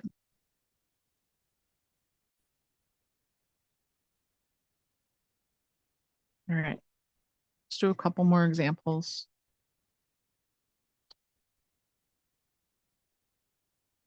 That one, that one.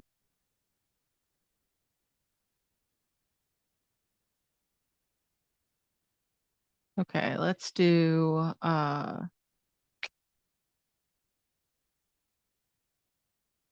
the iodine one. I guess that one is going to be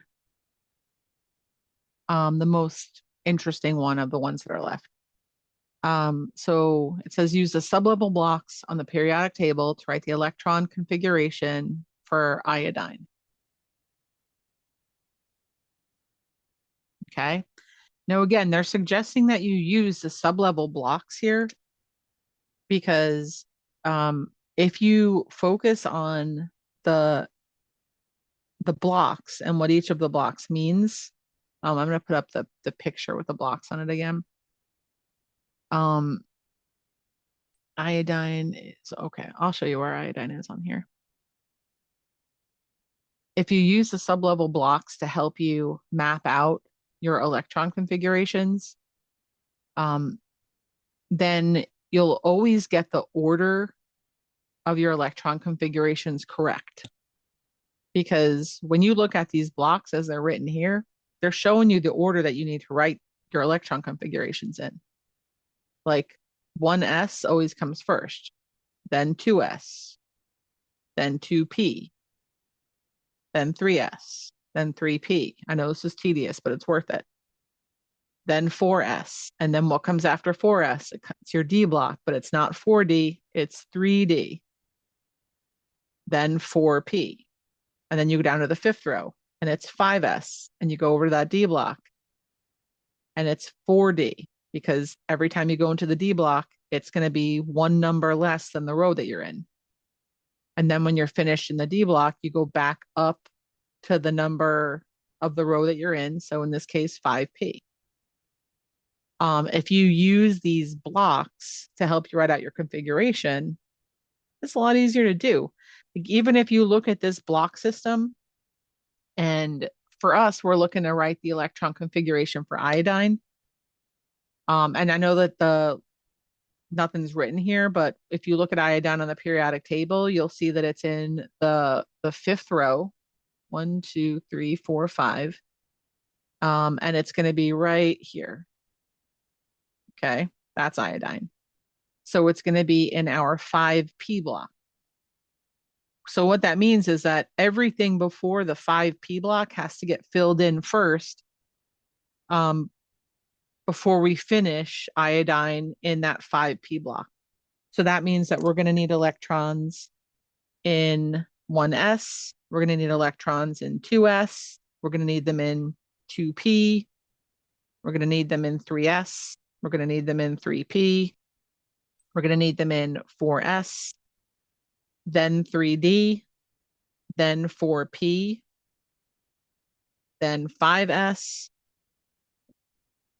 then 4d, and then finally in 5p.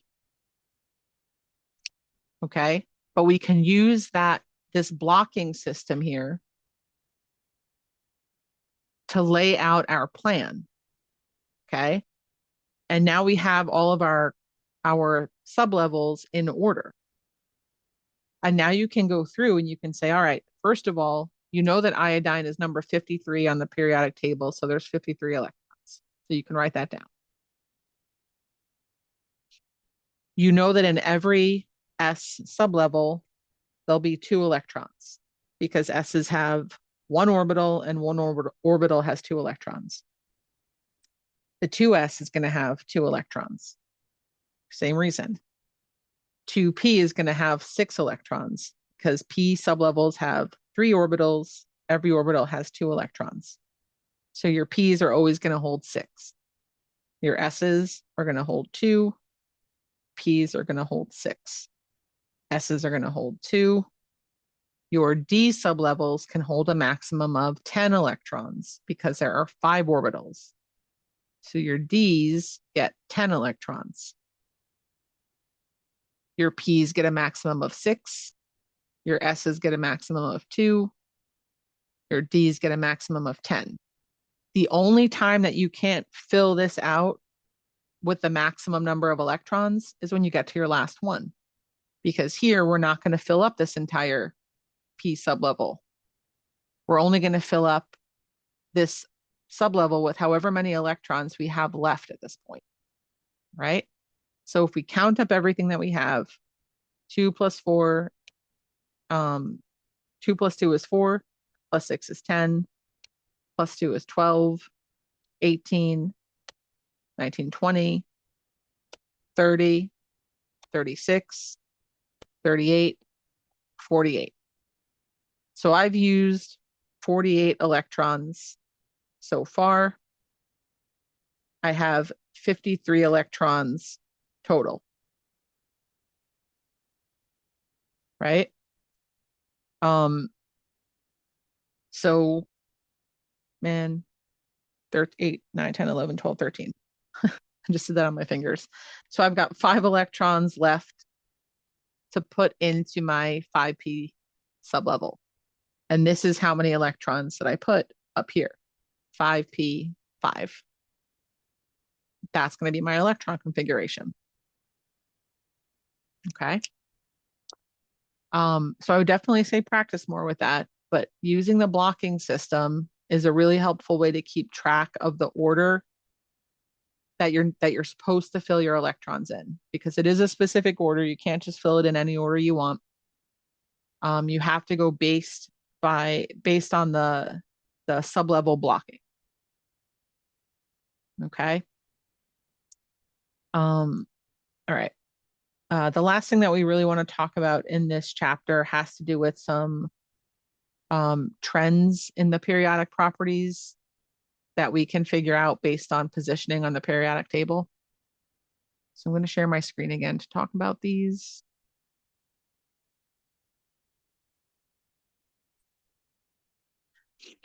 One of the trends that we're going to see on the periodic table is atomic size.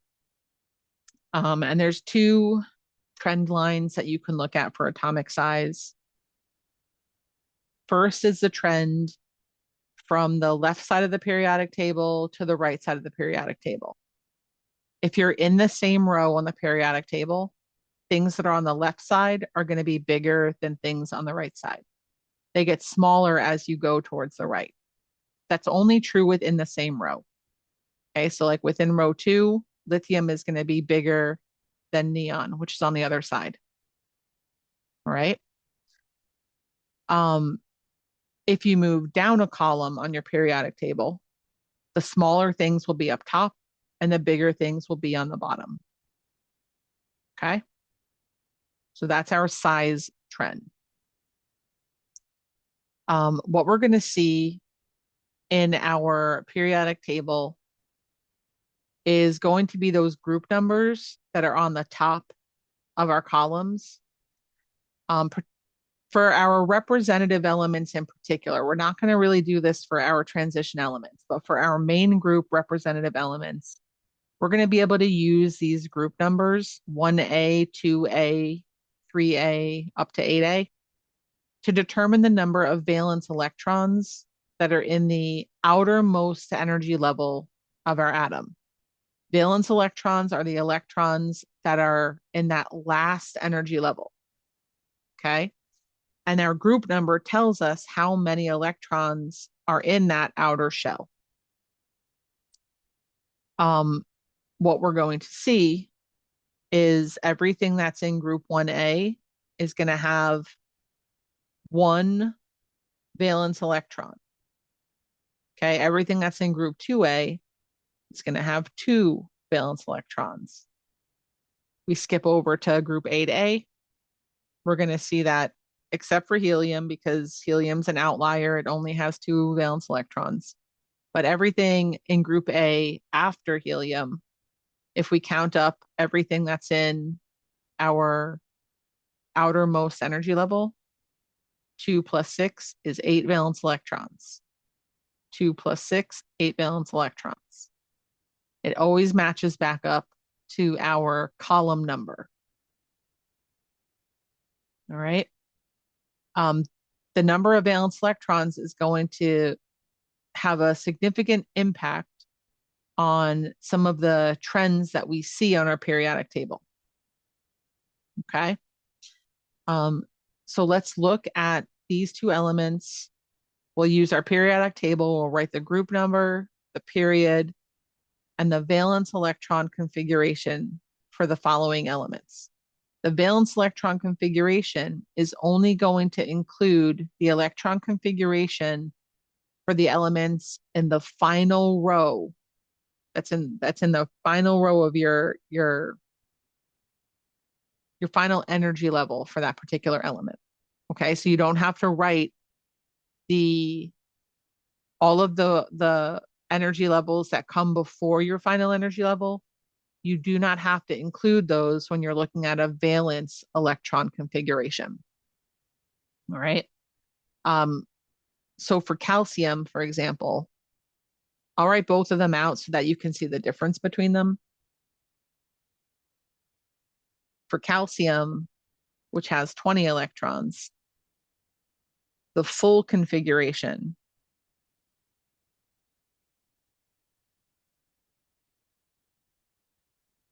is going to be 1s2, 2s2, 2p6, 3s2, 3p6, 4s2.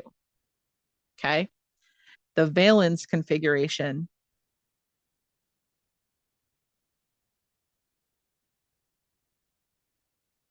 is only going to include the electrons that are in that outermost, the furthest principal energy level, whatever the highest number in front of the sublevel is, that's what's included in your valence configuration.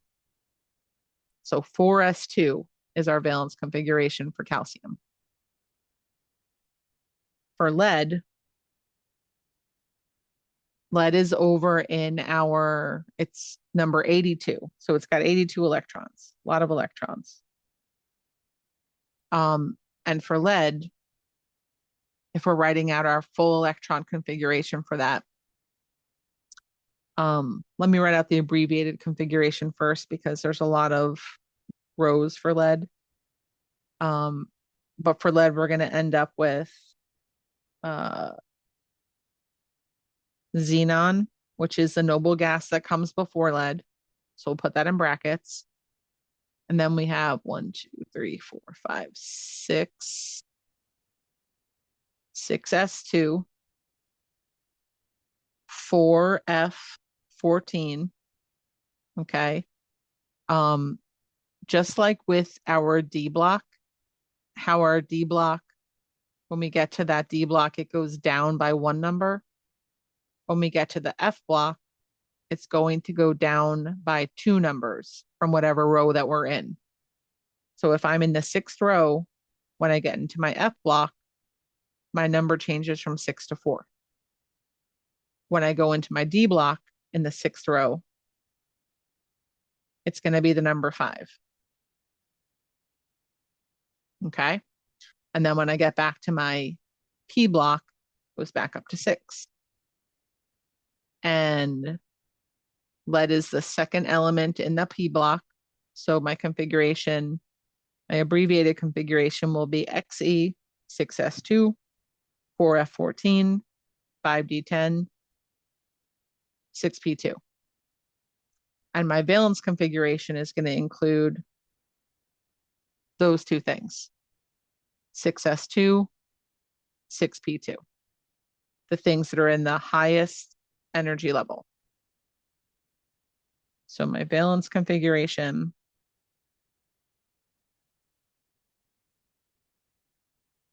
six S2, 6P2. Okay. And then you'll notice that this equals 4. Lead is in column or family 4A. Okay. What we can also write using these valence electrons are called Lewis symbols for our elements, right? And Lewis symbols represent the valence electrons that are around our atoms. All right. I know this is a lot of weird information, but it all helps us figure out like trends and bonding. Okay. So I'm going to put up the slides again so that we can take a look at what Lewis symbols look like. They're just going to be represented as dots. So we're looking at magnesium. Magnesium's valence configuration is very similar to calcium's because they're both in that second row, or not second row, the second column. So magnesium's valence configuration is going to be 3s2. Okay, and what that means is that magnesium has 2 valence electrons. To write a Lewis symbol for magnesium, the only thing that we need to do is write the chemical symbol for the magnesium and place those 2 electrons around the magnesium as dots somewhere. Doesn't matter where. And those 2 dots, these 2 dots that are represented here, these represent the electrons that magnesium has available to interact with other atoms, to do chemical reactions, to form bonds, to transfer. Okay. You'll see that everything in column 1 has 1 valence electron around it. So its Lewis symbol is just going to be 1 single electron. Everything in column 2A has 2 valence electrons around it. And you're going to see the trend here. 3A, 3 dots around it. 4A, 4 dots around it, representing the 4 valence electrons. 5, 6, 7, 8 valence electrons, except for helium, which is just 2. So we can write the electron dot symbols for each of these elements based on the number of valence electrons that each one has. All right, so let's just do that for chlorine, carbon, and nitrogen. Okay, so chlorine is in group 7A. So it has 7 valence electrons. And so when we write the chlorine symbol, we're going to take those 7 electrons and we're just going to distribute them around the chlorine. That's the Lewis, that's the electron dot symbol or the Lewis symbol for chlorine. Carbon is in 4A. So it's going to have 4 valence electrons.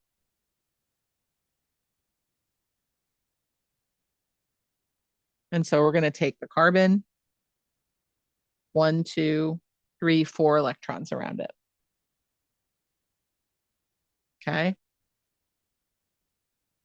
Nitrogen is in group 5A. 5 valence electrons.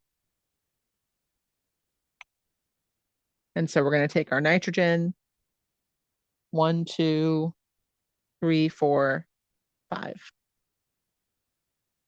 Okay, those are the electron dot symbols for our different elements. Now, what we've already mentioned, I mean, I already kind of mentioned this at the beginning of this section. The trends that we can see for atomic size for our elements are going to be related to their position on the periodic table. And we're going to see that as we move across rows, our elements are going to get smaller, our atoms are going to get smaller. This has to do with the positive, negative, attractive force. The more electrons, more valence electrons we have across a row, the more tightly they get pulled in to the center, the nucleus of your atom. So it just gets smaller and smaller. So within a row, as we move from left to right, our atoms are going to get smaller as we go. But as we move down a column, our atoms are going to get bigger, because as we move down a column, we're going to be increasing the number of energy levels that each atom has. Okay. So atoms get bigger as we go down. They get smaller as we move towards the right. The next trend we want to look at is called ionization energy, which is the amount of energy it's going to take to remove an electron from a particular element. And what we're going to see is that any element that is a metal is going to have a lower ionization energy than a non-metal, because metals want to lose electrons and non-metals want to gain electrons. All right. What we're also going to see is the further away from the nucleus our valence electrons are, the lower our ionization energy will be. So if we can increase the distance between the nucleus and our outer shell, we can decrease that ionization energy. So this is what our trend is going to look like for ionization energy. As we move towards the right, towards our nonmetals, our ionization energy is going to increase, because our nonmetals do not want to lose electrons. They want to gain electrons. So the energy that it will take to remove electron gets really high. But as we move down the periodic table, our ionization energy is going to decrease, because the further away from the nucleus our valence electrons are, the easier it is to remove electrons. So our ionization energy gets very low. Okay. And then we have the trend of metallic character. Metallic character is going to be based on how easy it is to lose valence electrons. It's very, very closely related to ionization energy. And we're actually going to see that the trend for metallic character is the exact same trend for ionization energy. With metallic character, our metallic character is going to decrease as we move towards our nonmetals. So as the metallic character decreases, the ionization energy, that's where our ionization energy is very high for our nonmetals. As our metallic character increases, that's when our ionization energy gets really, really low, because it's really, really easy to remove electrons from metals that have their valence electrons further away from the nucleus. Okay. So in the top right corner, where your nonmetals are located, this is where your metallic character is the smallest, and this is where your ionization energy is the largest. But if you can reason out how those two things are related, it'll make this a lot easier to remember. The reason the metallic character is so small here is because your ionization energy is so large, which means that your elements in the top right of your periodic table are holding on to all of their electrons. They're not giving any of them away. On the other hand, the elements that are on the bottom left of your periodic table, these are the ones that are most metallic because it's very, very easy for them to give away their electrons. They have a very low ionization energy, which means it doesn't cost a lot to give away those electrons. All right. So this is a summary of the trends in the periodic table. You need to know the trends for the size, the ionization energy, and the metallic character. Okay, and you should be able to pick out the number of valence electrons that your representative elements have based on their group number. Okay, so let's just look at a couple of examples here. First example, we're looking at carbon, we're looking at nitrogen, and we're looking at fluorine. And the first example is, which is the largest atom?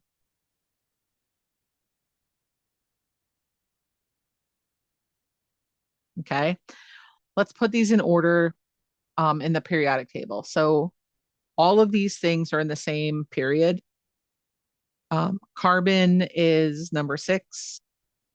Then it's nitrogen, number 7. Then it's oxygen, number 8. And then it's fluorine, number 9. So they're all like in a row on the periodic table. So which one is the largest? Well, we know that the largest is going to be further left, and the smallest is going to be the further right. So out of these 3 things, carbon is going to be the largest. Which one has the highest ionization energy? Highest ionization energy means it's going to always be the one that's furthest towards the nonmetals. So this is going to be the highest ionization energy, and the lower ionization energy is going to be over here on the left. So out of these 3 things, our fluorine is going to have the highest ionization energy. And then the third question says, which one belongs to group 5A? And that's going to be our nitrogen.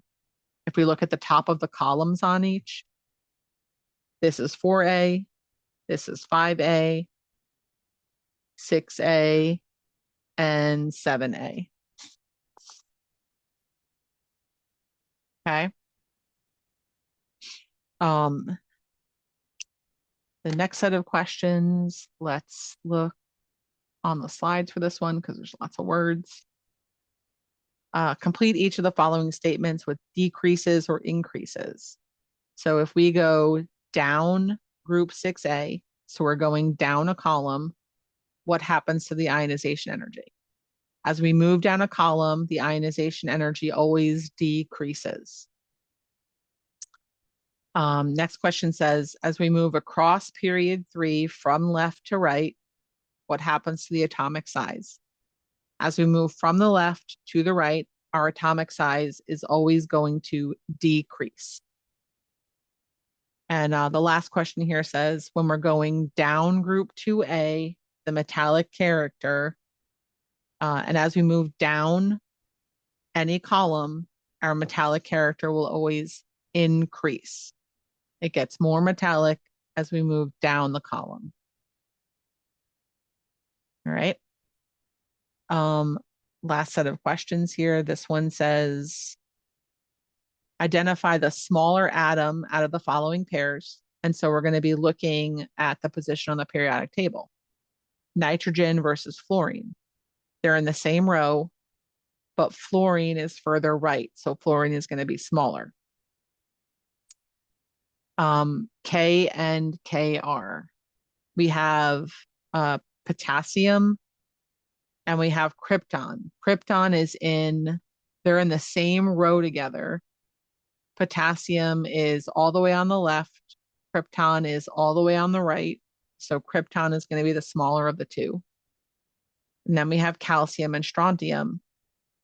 They're in the same column together, but calcium is higher up.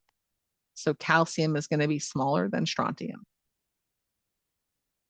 The next question says, which has the largest size out of phosphorus, arsenic, or selenium? Um, Phosphorus is the it's in the highest row. It's in row 3. Arsenic and selenium are both in row 4. Uh, this one's a little harder to tell because we could probably figure out pretty easily that arsenic is not the right answer. But when you're going between phosphorus and selenium, you're like, all right, well, this one's higher, but this one's further right. What's likely true though, if you think about the difference in sizes, is that even though selenium is further right, it also has an entire additional energy level associated with it. So phosphorus, even though it's a little bit further left, is still going to be smaller because it has fewer energy levels associated with it. The next question says, indicate the element in each set that has the higher ionization energy. Remember, ionization energy is going to be higher the further right you go on the periodic table and the higher you are on the periodic table. So between potassium and sodium, the higher ionization energy is going to be the sodium because it is closer to the top of the periodic table. Between magnesium and chlorine, these are both in the same row, but chlorine is further right, so chlorine is going to have the higher ionization energy.